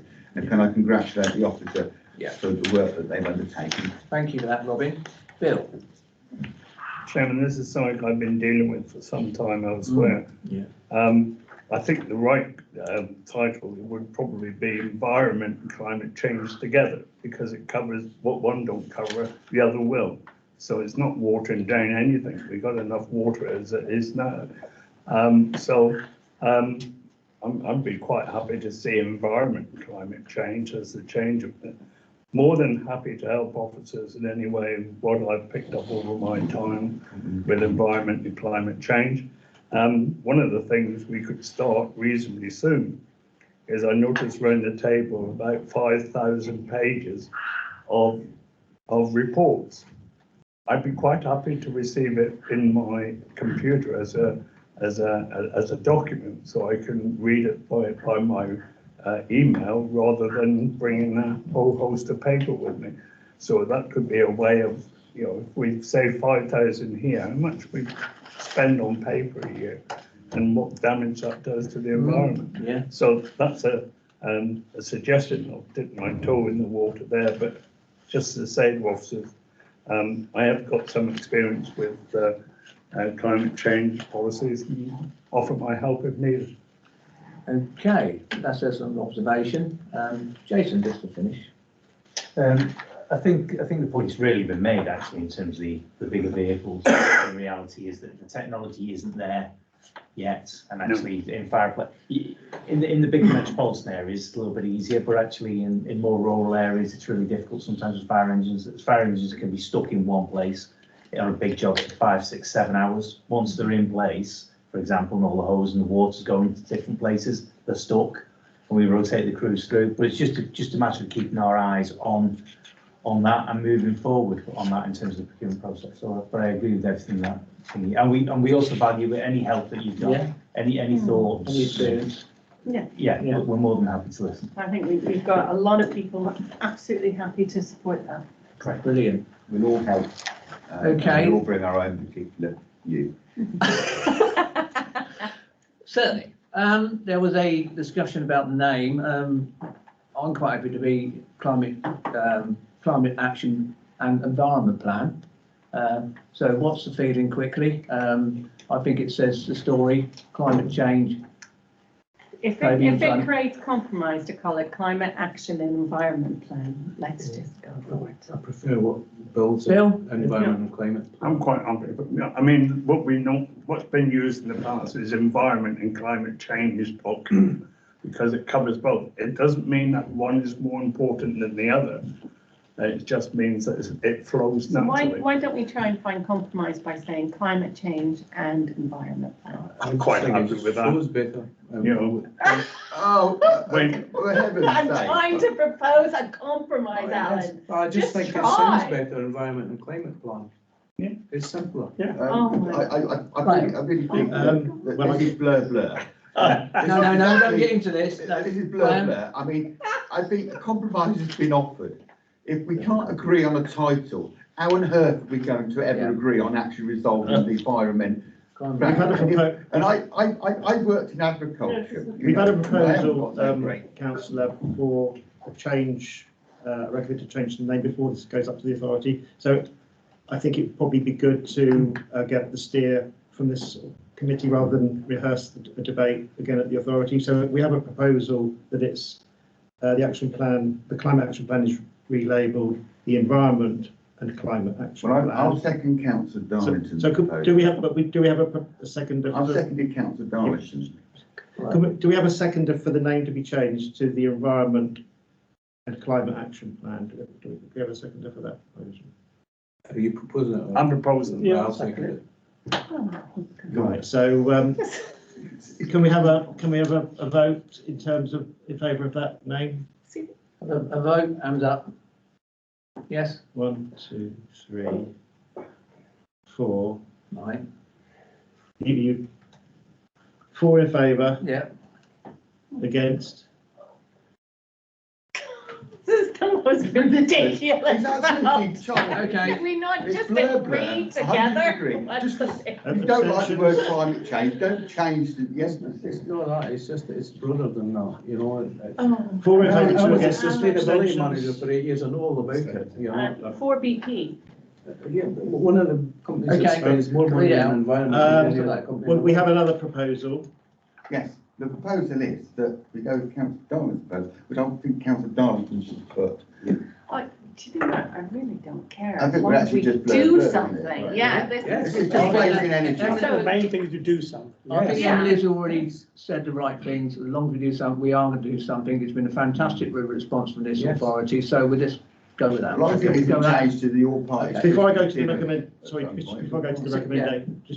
recommendations, in terms of members receiving their agenda packs in hard copy, they are entitled to receive in hard copy unless they request, which can be, they can change, but if they submit a request to receive all agenda packs and summonses in electronic form, that will be facilitated, and that agreement can be withdrawn at any time. But if any member notifies me that they request to get their agenda packs in soft copy, then that will be arranged and we can avoid Bill did hard suggest copies. that. Okay. But you don't need to decide today, just let me know in due course. Okay, read. So the amended recommendations are that the Environment and Climate Action Plan be recommended to the authority for approval, and secondly, the authority be recommended to nominate and appoint a lead member for climate change. Agree. Everybody agree? Emily? Yeah. We're doing everything, aren't we? Change the bar authority to the something else next week. I mean, Anyway, I think it's been a great response, and thanks everybody. They're happy about it, and it's going to be a long-term venture for all of us. Thank you very much. Thank you. Item 13, compliments, concerns and complaints, Graham. Thank you, Chairman. Thank you, members. This is an annual report brought to meetings of the Overley and Audit Committee in the interest of transparency to demonstrate that Buckinghamshire Fire and Rescue Service treats expressions of dissatisfaction seriously, and as a learning organisation will investigate and, where necessary, take corrective action. The report is in the standard format as presented over the previous 3 years and has been approved by the lead member for People, Equality, Diversity and Assurance for submission to this committee. As members will see from pages 79 to 80 in the agenda pack, the level of complaints upheld has remained virtually the same over the last reporting period. About five in the preceding 2 years and then 6 in the year before that. It is rather harder to ensure that compliments which are received are captured centrally, as compliments come through different media and an array of channels. As you will have seen from section 5 of the report at Appendix 1, which is pages 82 to 84 of your agenda packs, there is an overview of feedback from after the incident survey. This takes the form of a questionnaire which is posted to members of the public who have experienced an emergency incident either in the home or in non-domestic settings such as workplaces, retail premises or public buildings. Responses can be returned to these questionnaires either using a free post facility or online. However, respondents tend to favour the paper-based free post method, as you can see from the low take-up of the online facility as reported at page 84. The findings from these different contexts are reported separately as reflected in the tables at pages 82 and 83 in your agenda packs. As you can see, overall satisfaction with our emergency response services remained high in both the domestic and non-domestic survey findings over the 3-year period shown in the tables. This is also the case if we look back over a longer period, as shown at the foot of page 83 in your agenda packs, which gives the range over a 10-year period.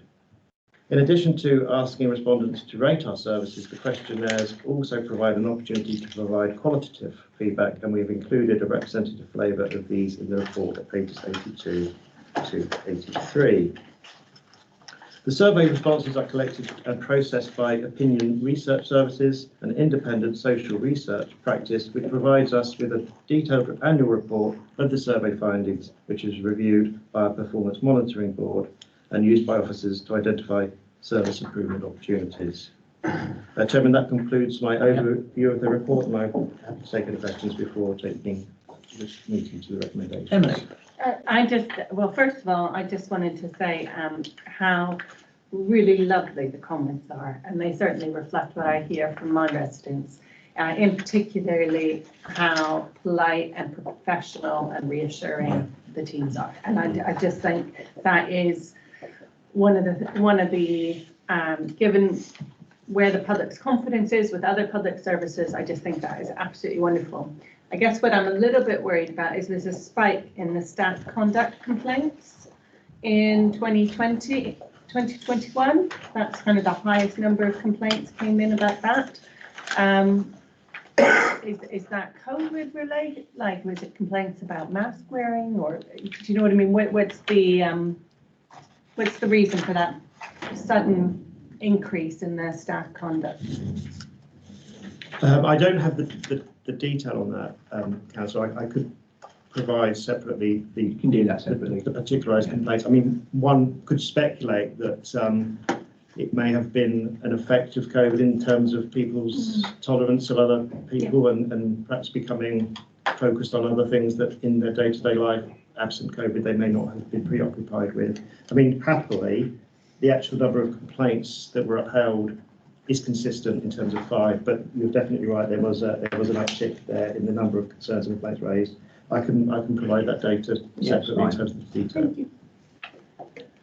Robin, then. I'm just echoing the points made. I think it's the general reaction to our people when they arrive is excellent. If any organisation, be it BP or somebody else, had these sort of responses of, when in their actions with the environment, it would be tremendous, and they would be able to say what a great job it would be. I can imagine that the spike in conduct is probably the fact that I bet when we look down to it, more people were at home, and keyboards were very busy, and whatever. My personal experience, when there was an instance in my street with a neighbour, when the operators and firefighters turned up, how people were pleased to see them, how they calmed the whole situation down, how they took charge of it, and everyone was pleased to see their presence, and people are very grateful. So I think that spike probably is, I would imagine, is to do with COVID. But if it's something really different, we need to know what it is. But I think we'll probably find it's people being at home and having the ability to comment abnormally able. I think that's just a comment, actually. So thank you for that. Alan. Yeah, thanks, Chair. Like Emily, I just looking at the charts on the complaints section, I did notice that the areas that have got slightly worse, well, staff conduct is a bit worse, were all sort of staff related. So the driving, the staff conduct, and the call handling. So that was just a point to note, really. But in terms of the compliments and the operational aspects of the fire service, fantastic, responses. Okay, good responses. I don't think there's no need for comments there. I think the report is for noting, isn't it, Graham? It is, Chairman, at page 75, the report be noted. Thank you very much. Right. 14, everybody. 85 page. 2020-21 annual performance. Craig Neiman. Good morning. Thank you, Chair, and thank you, members. I'm aware of timing, so I'll try and make this as quick as possible. It is just a report for noting, and it's the report we provide every year, which just shows the outcomes, so our number of incidents and then broken down through various means. The one thing I would note, and it is put in the cover paper, that this year's report should be scrutinised differently to usual, the impact of the pandemic and on the way people have behaved. It would be hard to attribute a lot of these declines to anything we've done directly. Some of them continue with the same trends, so we can take that point on view, but a lot of the decline in numbers should be really associated with the impact of the pandemic. That being said, we should still reflect on it and look at some of the results. There is a summary page which just goes through most of the key or incident numbers that we look at. So, for example, the number of incidents, number of accidental dwelling fires, number of chimney fires, primary fires, all that sort of thing, and they are all down. I don't want to dwell on anything specific. Our average attendance times didn't change too much apart from accidental dwelling fires where they reduced. The one thing that I would raise and that people might challenge a little bit is what the number of fires in the home reduced, which was great, and the fear was everyone being stuck indoors might increase, but it didn't. However, the number of what we call special service incidents, that's any incident that isn't a fire basically, and it's not a false alarm, in the home did increase quite dramatically. This trend has been increasing regardless. We are working closer and closer with our other partner agencies, so we support SCAS more in effecting entry to people's homes. We are more involved with the police and also flooding incidents and things like that. So the impact of COVID can be seen in the home, but it was that trend was continuing anyway. So I wouldn't. It's nothing too much to worry about, but it is a trend that bucked everything else during the pandemic. I'm happy to take any questions or comments, but the only other thing I would say just before that is we've tried to lay the report out in a public friendly manner so that it's easily, and we use words like prevention and protection, we all know what that means, but for the public not so much, so we've tried to make it as easy reading as possible where we could. Any questions I'm happy to take. So it's Emily, then Robin. So yeah, I think you really did achieve that goal of making it very accessible to the public. So well done. I think it's a very clear report. The question I had was, and I think this is what page 22 means, is those other flood and other call out that the fire and rescue service are responding to. Is that where that data is captured on page 22? And the second question I had is, are we, and this might be a bit naive, but given what's happening currently with the ambulance service, are we receiving call outs or asking to attend because of the the ambulance service is The winter pressures. Yes, that's a good way to put it. The winter pressures. The winter pressures. The Yes. winter pressures. Yes, we have. So we have regular communication with the South Central Ambulance Service, and in previous occasions, previous months, we have seconded firefighters into the ambulance service. Our staffing is tight ourselves this month, so we haven't seconded anybody in terms of that moving forward. But we do still have that ongoing relationship. Also operate co-responder cars as well in conjunction with the ambulance service. You see them in some villages, and that's what you'll see predominantly in that area. But but we have a monthly meeting with SCAS on staffing. You do, I know. So on the board. Robin, then. I had a question. Oh, sorry. Another question. First question. That's right. The question. So no, I was just going to say it's page 22 where all those flood responses are recorded, and is there a way maybe of making sure?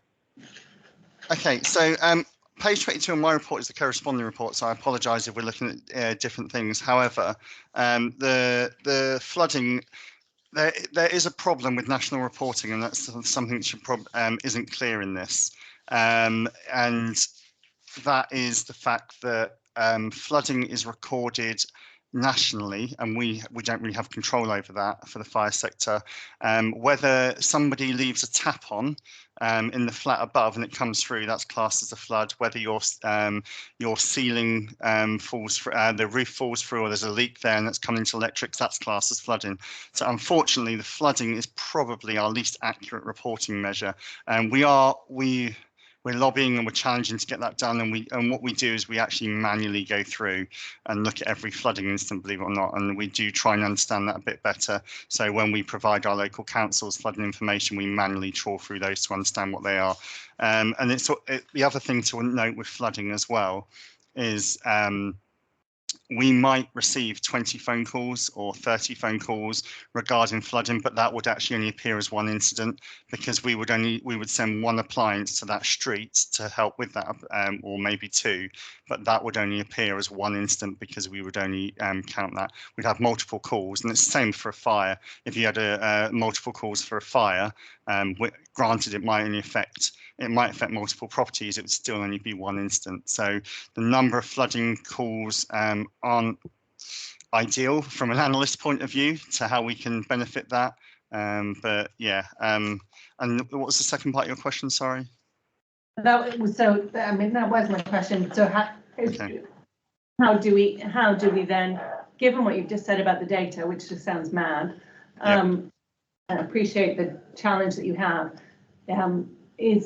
and you don't need to answer this now, but is there a way that we could reflect that in the report in a way that's both accurate but also tangible for all our residents? So I'm not asking you to answer that now, because given what you said about the data, that is not going to be an easy answer. So Craig, I think it's one to bear in mind and take away. Yes. Thank you. Thank you, Craig. Robin? Yeah, thank you. Thank you for the positive report. What I would hope we can show in the future is what I call the value added from the firefighters, which we haven't actually recorded here. The amounts of incidents where they've supported the ambulance service, and that I think we should record those incidents in some method, because this is a public report, and there are extra duties that firefighters and officers commission, and they do support the greater good. So they are actions that we've undertaken from our budget. And the other thing is, when it comes to recording flooding, I think the comment's been made. As we've just agreed to do we won't go into the name, but we've just got again, we won't start that discussion again. I think that was a blah blah. But we do need to start recording in a more rigorous way flooding events, start building up patterns of areas which flood, because it will help better design, it will help provide data so that when planning applications come through, there is already some other information that it supports the fact that may not be an ideal place to put someone into the middle of a pond. An extension in a pond might not be a good idea. But that sort of information, granular information, is vital if we're going to make steps forward in not only improving environment, but making houses and properties environmentally sound and of no future risk. And I think that does need at some point just to showing it, and those things that may go into the other register, but there are extra works that we would do, and particularly the elements around the fantastic work we've done during the pandemic, what we've done, firefighters done during the pandemic, supporting people. We've just looked at the paper and they've done out the work, but I think we should record it. I think it should be measured. Okay, Craig? Yeah, I'll take that on board. One thing this report does, I don't want to use the word lack, but it's not in the report, is our inputs and what we actually do. This is purely about the outcomes, but we'll take that on board and look to next year's to maybe include a bit more about our activities and the value we bring. Thank you. Alan? Yeah, thanks, Chair. As a new member, I find this report one of the best reports to help new members understand the fire authority. So well done for presenting it in such a simple way for me. Looking at 101 in the papers, there's a chart on false alarms which shows a massive improvement, but I guess that's around COVID. And looking at the table below, I don't really see any reason for it, because it's all sort of distributed drop right across the board. So it begs the question for me, is that because of COVID we've not been internally reporting false alarms to the same level as we were before, or is there another COVID factor that's reduced false alarms in the community? I could speculate, and if I was speculating, I would say it is due to COVID.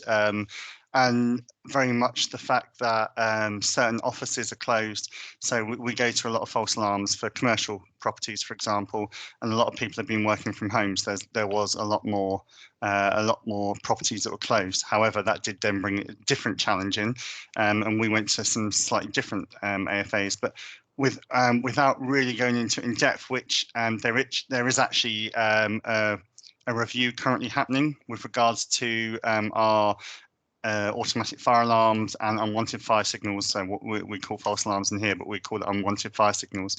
We're actually that's under review at the moment. So hopefully there'll be a bit more information as to in there.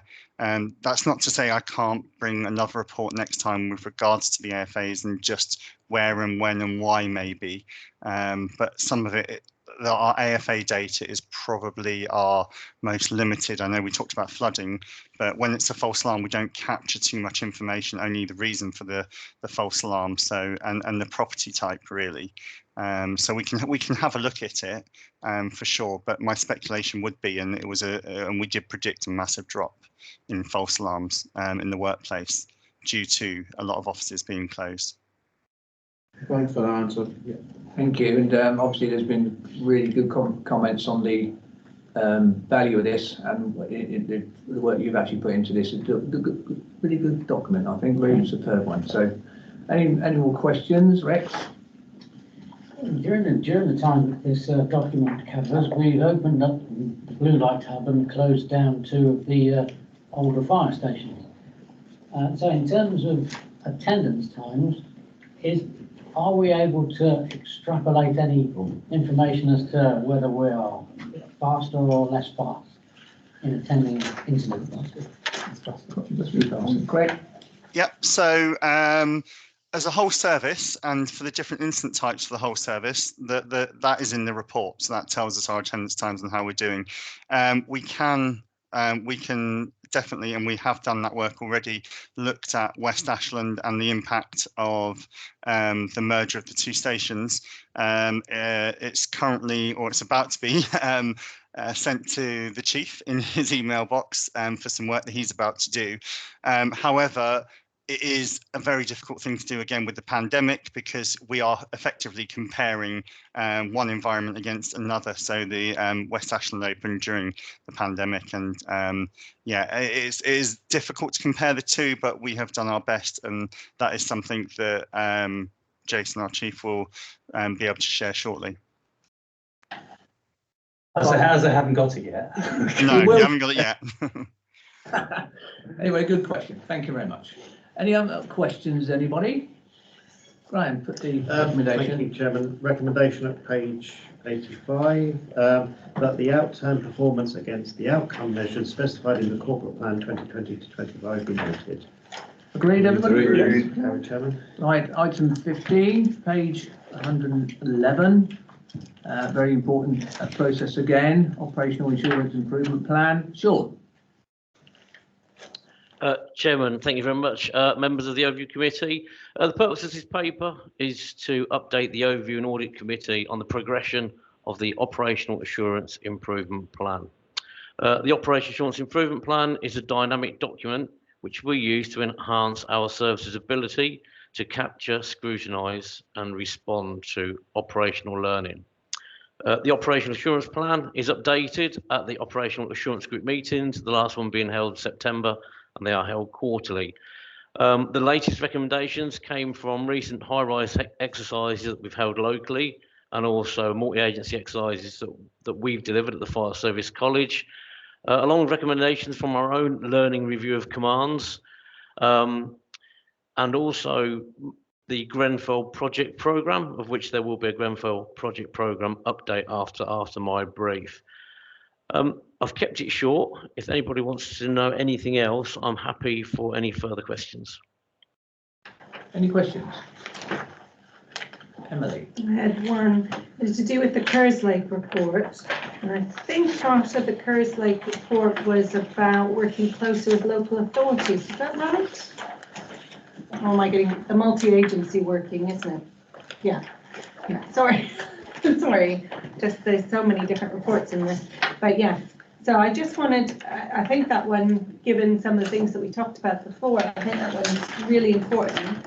And I guess I just wanted to really understand how we're really moving forward. I have to be honest, the summary is completely acronyms, and so I didn't really understand it.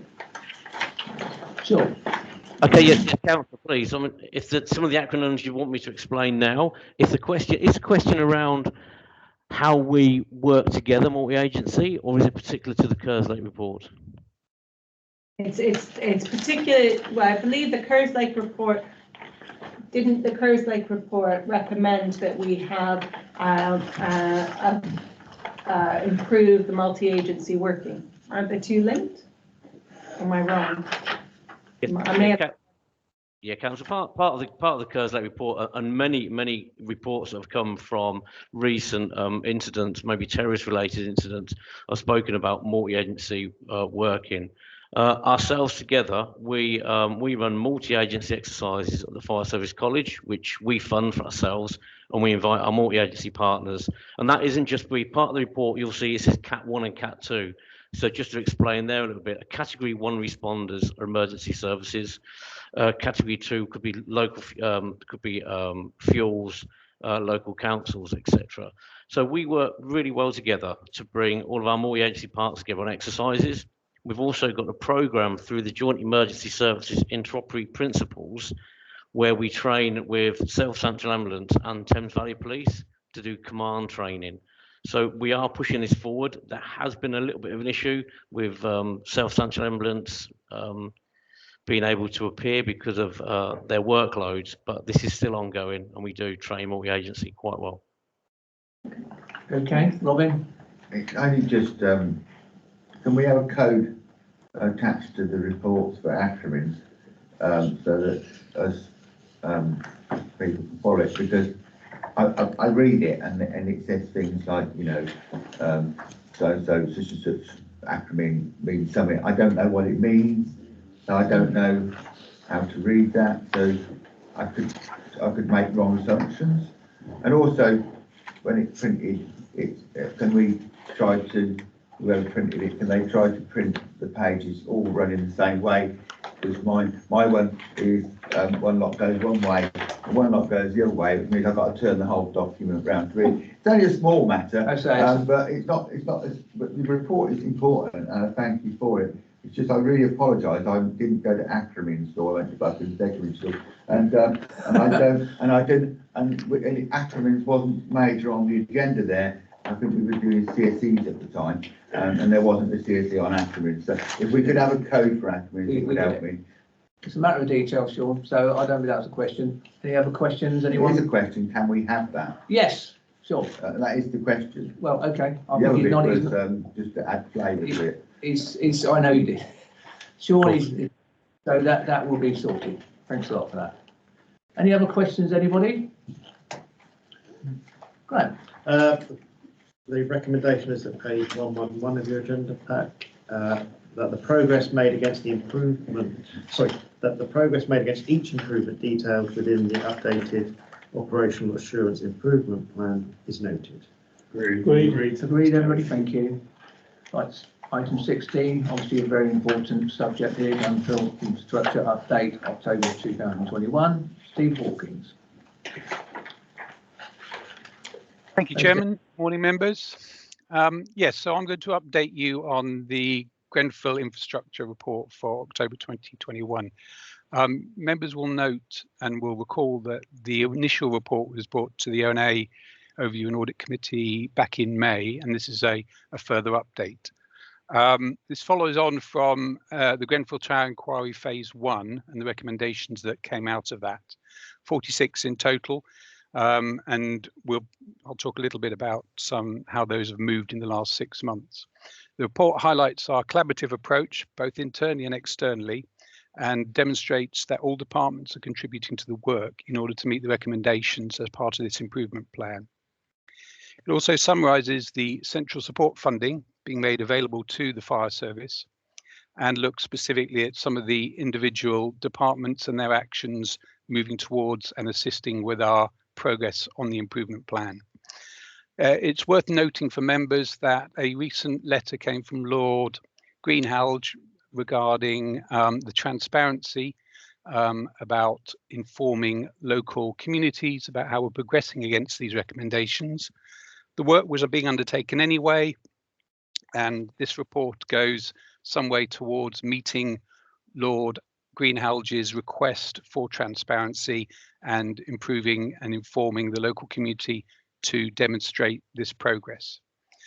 Looking specifically at the recommendations, they're on page, I believe they're 129 of your reports packs. We've moved mainly from a position where we've been preparing for a number of recommendations to a position where we are now in progress with them.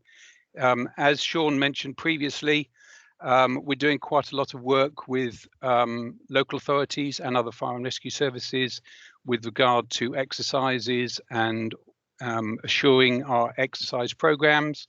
The expectation is that in January we're doing a large high-rise exercise with specifically that sort of approach in mind, working with the local authority to look at how we might do that joint approach to a major incident involving high-rise. And that will again allow us to assure some of the in-progress recommendations that we've got presently going on. I'm happy to take any questions if there are any, and thank you for your time. Thank you. Emily. I don't have a question. I just wanted to put on record, because my cabinet area covers all of this, how well the teams have been working together in Milton Keynes, and I just wanted to thank the authority for all its help and support that it's given, and I'm looking forward to the exercises where I'm going to be a victim. If I can. There we are. There we are. Very excited. Not a victim, a resident. I'm very excited. Very much appreciated. Thanks for that comment. Robin. Thank you for the report. Thank you for the knowledge that there's going to actual members going to be involved in everything. And I'd like to come along and partake in the observation of that, and if you like, and see how it goes. You know, when we've got to. I'll let you know. But it is important. But I think it's important that we take part, and it's important that we observe things happening. The thing which is the great disappointment with the whole tragic incident is that though we're all treading water to try and improve everything, and it cannot be said enough, the actual area where this actually took place, people still haven't been housed, and they haven't resolved the initial problems in that area, and we're all trying to do things to meet a report, but the basic thing is, I believe at the time it was said we will sort this out, and it still hasn't been sorted out, and that's a tragedy for us all, and more so for the people who live there, and it should have all been tidied up with some shrift, and the liabilities of all this, and how people deal with private buildings, and how people deal with the actual lagging, and it's a really big question, and it's going to haunt us for ages. But the basic fact is, people sadly have tragically lost their lives. I don't think we can do enough. This is important what we're doing to prevent it happening here. But I think Whitehall and Westminster need to perhaps show a little bit more urgency to assist in this in some ways. Quite pass over, but I thank you for everything in the report. Thank you. Alan. Yes, thank you for the report. I'm not as well briefed as Emily, so I just have a question around so there was two big controversies around Grenfell, and one was the cladding, and the other was the operational decisions around stay or evacuate, and you know, they're sort of interlinked in a way, because you know the assumption was at the time of the disaster was that the building wouldn't work like it did, and the rules were stay in place. With the changes to the cladding, are these rules around the fire brigade's response still largely the same, or have they changed a lot in terms of whether to evacuate or whether to stay in place? So yes, thank you. It's a very good question and very pertinent. So we've reviewed, as part of an ongoing review of all of our high-rise buildings, we've reviewed the cladding on the side of it and how the makeup of the building itself, and we've reviewed the evacuation strategy, and we've taken a great deal of time and consideration within an operational context to how to go from the expected stay put that everyone would previous to 2017 might well expect, to a position where we can say, and we call it simultaneous evacuation, where we're in a situation where we inform the people in that building that we're expecting them to evacuate completely. And we review that on a regular basis, and as cladding comes off buildings, we can review that constantly. But it's one of the things we're looking at from an operational perspective. That whole stay put to simultaneous evacuation is quite a complex process, as you can imagine, because it involves quite a number of people.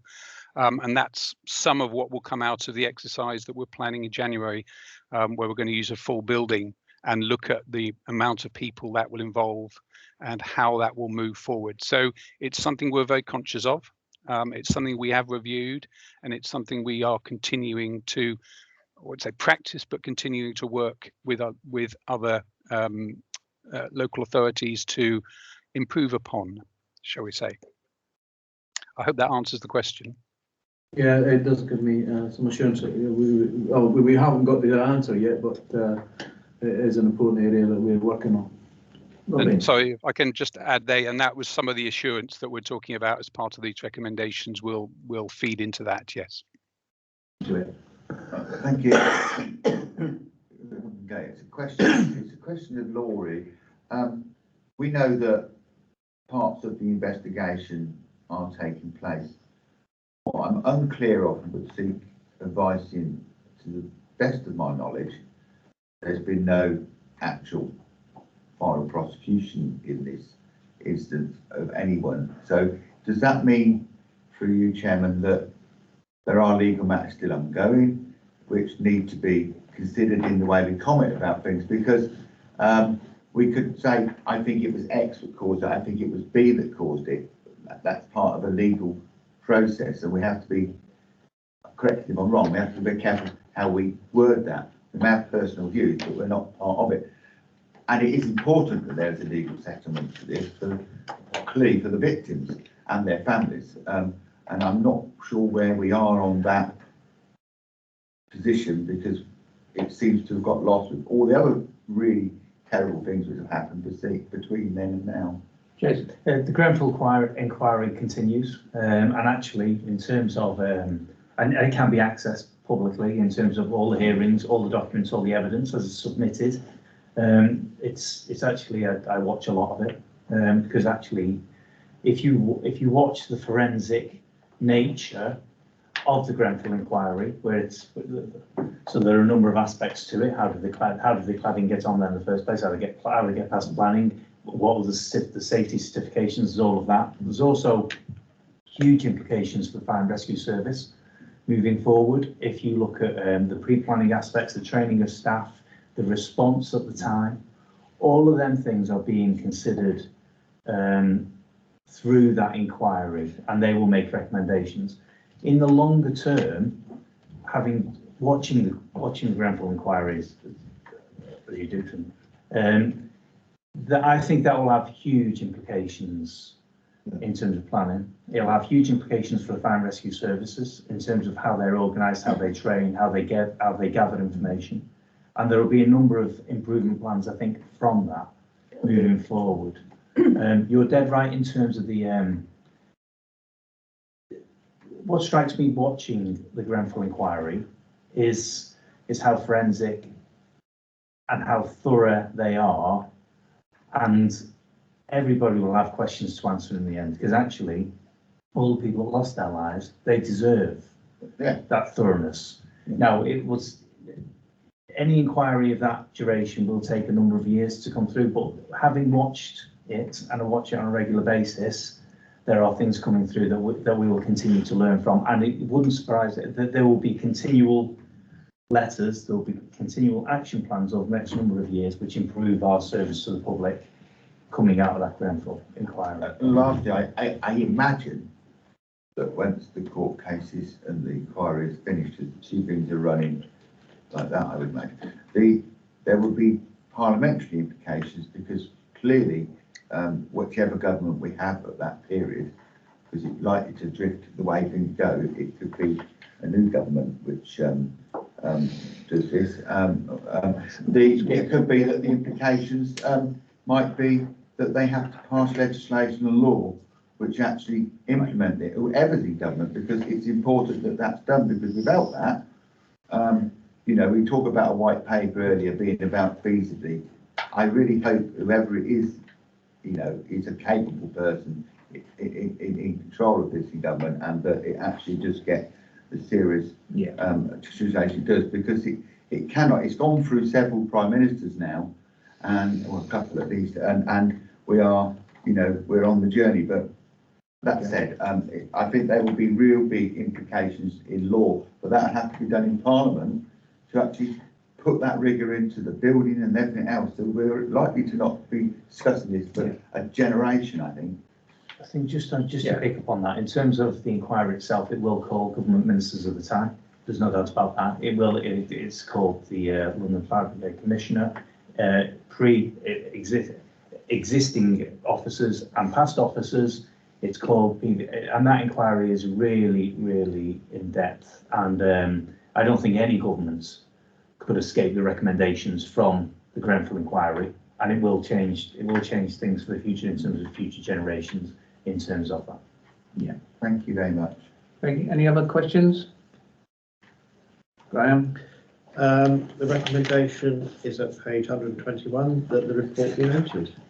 Agreed, everybody? Agreed. Thanks for your hard work. Thank you. Thank you. Prevention Evaluation Phase 1 Report 2021 on page 135.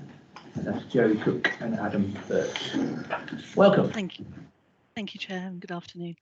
The report being presented is to note the Prevention Evaluation Report as a whole and endorse the recommendations identified to secure long-term improvement in prevention. Following completion of the first inspection round of fire and rescue services, our 2019 report identified 11 areas for improvement, 2 of which related to prevention, specifically that we should evaluate our prevention work to understand the benefits better, and that the service should understand the reasons for the reducing number of prevention visits and consider how better to target those most at risk from fire. In July 2020, an evaluation of prevention activity was commenced by Station Commander Birch, which utilised a viable systems methodology, an approach adapted for our service's purposes, and he'll expand upon that shortly. Information was collected from all tiers of service personnel and also through engagement with relevant partners, including both of our councils. The pandemic undoubtedly caused an impact on progressing the evaluation throughout 2020-21, with work having to be paused to enable capacity to be diverted into the assistance of other service COVID commitments. During the second round of inspection of Butts Fire and Rescue in summer of this year, HMI CFRS identified that limited progress had been made against the prevention area for improvement. This formed the basis for 3 recommendations being issued to us by letter in August. As the service has entered a business as usual period from pandemic response, work on the prevention evaluation has been reinvigorated and the prevention evaluation finalised, a copy of which is included in your pack. Its findings have been made ready to progress, and Station Commander Birch will now explain some of the methodology behind this. Thank you. Thank you very much, Joe. Thank you, Chair and members. Good afternoon. So yeah, just to go into a bit of context into the work that's gone on in the past to pull this together. So right from the start on a timeline basis, on the 17th of December in 2019, as you're aware, a report was published by the HMI identifying 11 areas for improvement 2 specifically focused on prevention, and 1 specifically focused on the service and its requirements to evaluate its prevention work to ensure it understands it better. So in July 2020, in a previous role, I was Station Commander Projects, and I was commissioned to carry out an evaluation of the service's current prevention activity. Part of the process, clear tasks and milestones were agreed to ensure there was a structure to the evaluation process to provide the foundations for a new prevention framework. So the process that we adopted was that we're going to look to evaluate our current performance. Off the back of what we found, we review the insights and agree a series of recommendations. Following that, we'd look to formulate complete a benefits assessment based on those recommendations. And those 3 sort of key tasks would then inform a in-depth prevention improvement plan. And then the process moving forward would be to continually to review the impact that's going to have moving forward in terms of our prevention activity. So the evaluation focused on 4 specific themes. That was safeguarding, youth inclusion, road safety, and the fire and wellness programme. As Joe mentioned, the prevention evaluation was carried out adopting a viable systems modelling methodology. So this is developed from academic theory and effectively and it focuses on the effectiveness of the organisations and the needs to have strength in 5 key areas. And those 5 key areas are strategy, vision and leadership, intelligence, management of process systems, planning, including auditing, coordination, communications of operations, and ultimately the delivery of those operations.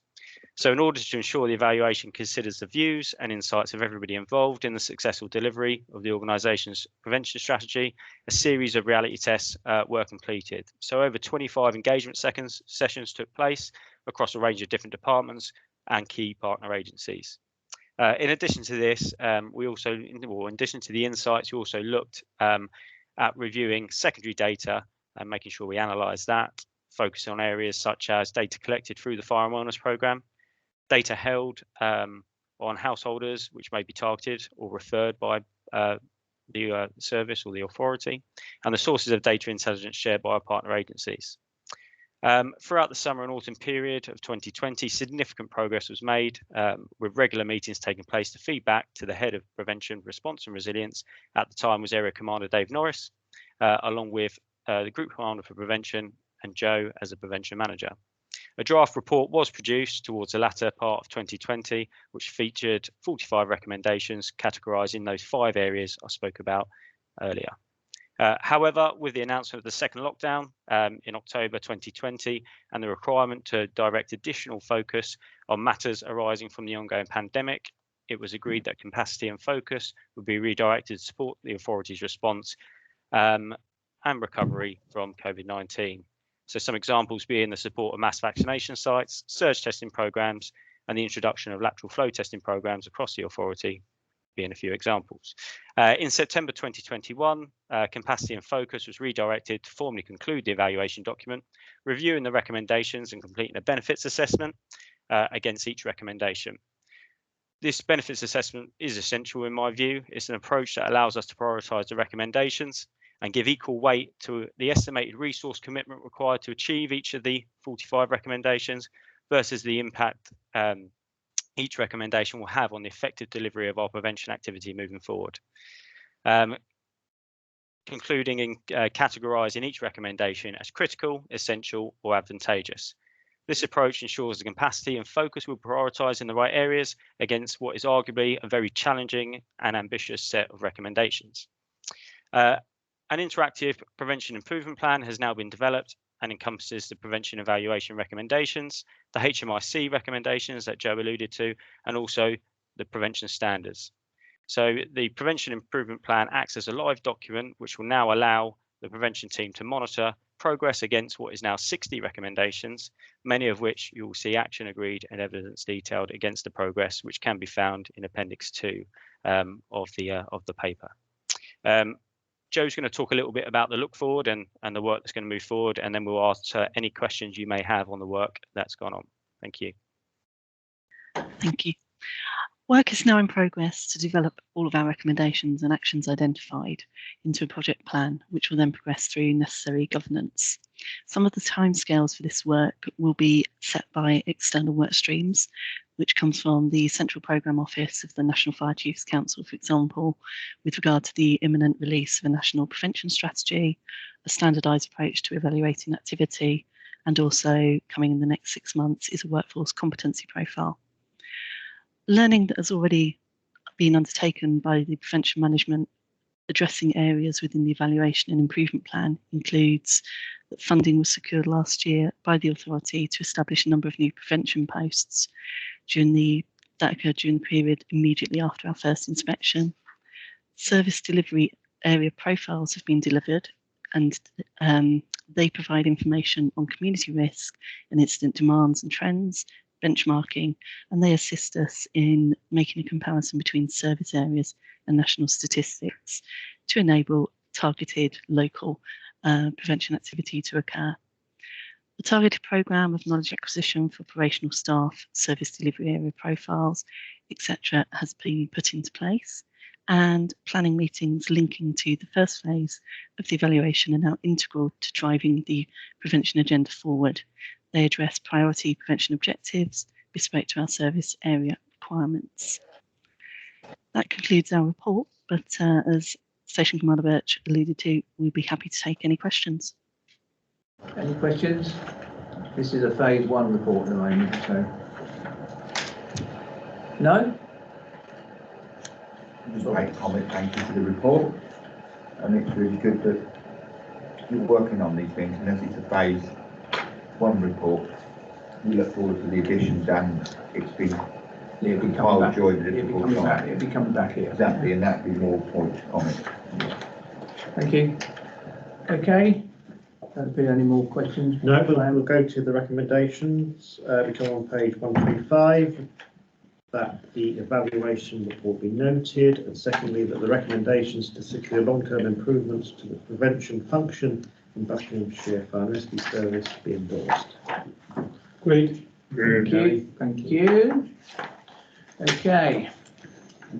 Item 18 on page 205, the Magistrates Inspectorate Improvement Plan Update. Simon Tuffley. Welcome, Simon. Good afternoon, Chairman. Good afternoon, Chairman. Good afternoon, members. Thank you for your time. So the HMI CFRS Improvement Plan Update is one of the regular papers that comes to this committee. If you remember, for the benefit of newly appointed committee members at the July meeting, I took you through the plan in quite fine detail. I don't propose to go through the update in the same level of detail, but there are some key items that I would like to draw attention to. You will see that many of the actions are now green, and this is owing to much of the discussion today about us being able to adopt more of a business as usual approach recently, following the impacts of the pandemic over the last 20 months or so, and where progress was hindered when staff were either redeployed to assist with the COVID response or were not able to carry out their duties in the same way as usually expected. So although we're not completely out of the woods yet in terms of COVID, we are able to progress actions such as the prevention evaluation work, which has just been presented. There are some work streams which are still assessed as amber, particularly the efficiency areas are remaining so, as there hasn't been any significant improvement to the financial position since the last inspection. There are also some impacts regarding some of the prevention capacity, which is being addressed with ongoing recruitment. Perhaps most notably, you'll see that there are now the 3 new recommendations, which I've included as a result of the follow-up letter, which was issued by HMI Matt Parr in August 2021, following our round 2 inspection, which was conducted throughout June 2021. And these are on page 211 of your pack. The letter issues a cause of concern that prevention activity is not sufficiently high priority for the service and is not adequately identifying those most at risk from fire. And that cause from concern is accompanied by 3 recommendations which cover defining levels of risk, a revision of the prevention strategy, and a review of systems and processes for dealing with referrals from individual and partner agencies. And that is included as Appendix 2 of the report. So members can be assured, firstly, that the recommendations were acknowledged and a return was provided to HMI Matt Parr before the deadline, setting out how we intend to address the recommendations. And secondly, members can be reassured that the substance within the recommendations weren't a real surprise. As you can see from the previous paper, there was a lot of work that went on in terms of prevention evaluation, and it was just delayed due to the pandemic response.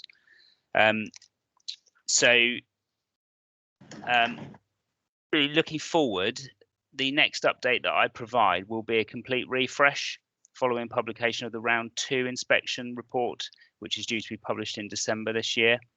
As a point of note, any actions from the previous report will either be removed from the second report or carried over if the inspectorate deem that we haven't yet met them. So we'll only need to consider the improvements arising from the most current report. So that sort of concludes the update for this period, and I'm happy to take any questions. Simon, it's just another update. Well, obviously it's ongoing. It will be coming back to this committee again. So, any questions? I believe not. Put your name up. No, I'm scratching my head. I'm not asking a question. I'm scratching my head. Okay, Graham. Thank you. Thank you, Chairman. Recommendation on page 205 is essentially that the current progress against the HMIC FRS BFRS improvement plan be noted. Agreed, everybody? Agreed. Thank you for that. Number 19, Treasury Management Performance 2021-22, Quarter 2, Marcus. Thank you. Good afternoon, members and officers. Today I'll be presenting the Treasury Management Performance Report 21-22 Quarter 2, which starts at page 227 of your packs. The accrued interest earned for 21-22 Quarter 2 is 20,000, which is 5,000 higher than the budget set for the same period. The accrued interest earned for the full financial year is projected to be in the region of 32,000. Therefore, the authority will currently be projecting to achieve the budget set for the full financial year. In terms of investments, as at the 30th of September 21, the authority had 19 million invested in various counterparties, including banks, building societies, money market funds, and current accounts. It is anticipated that by the end of the financial years, the funds invested will be in the region of 14 million, which is on similar levels to the financial year 2021. The reason for the deduction through Quarter 3 and Quarter 4 is due to maturing deals that happen on a monthly basis, which will be used to meet our short-term expenditure requirements.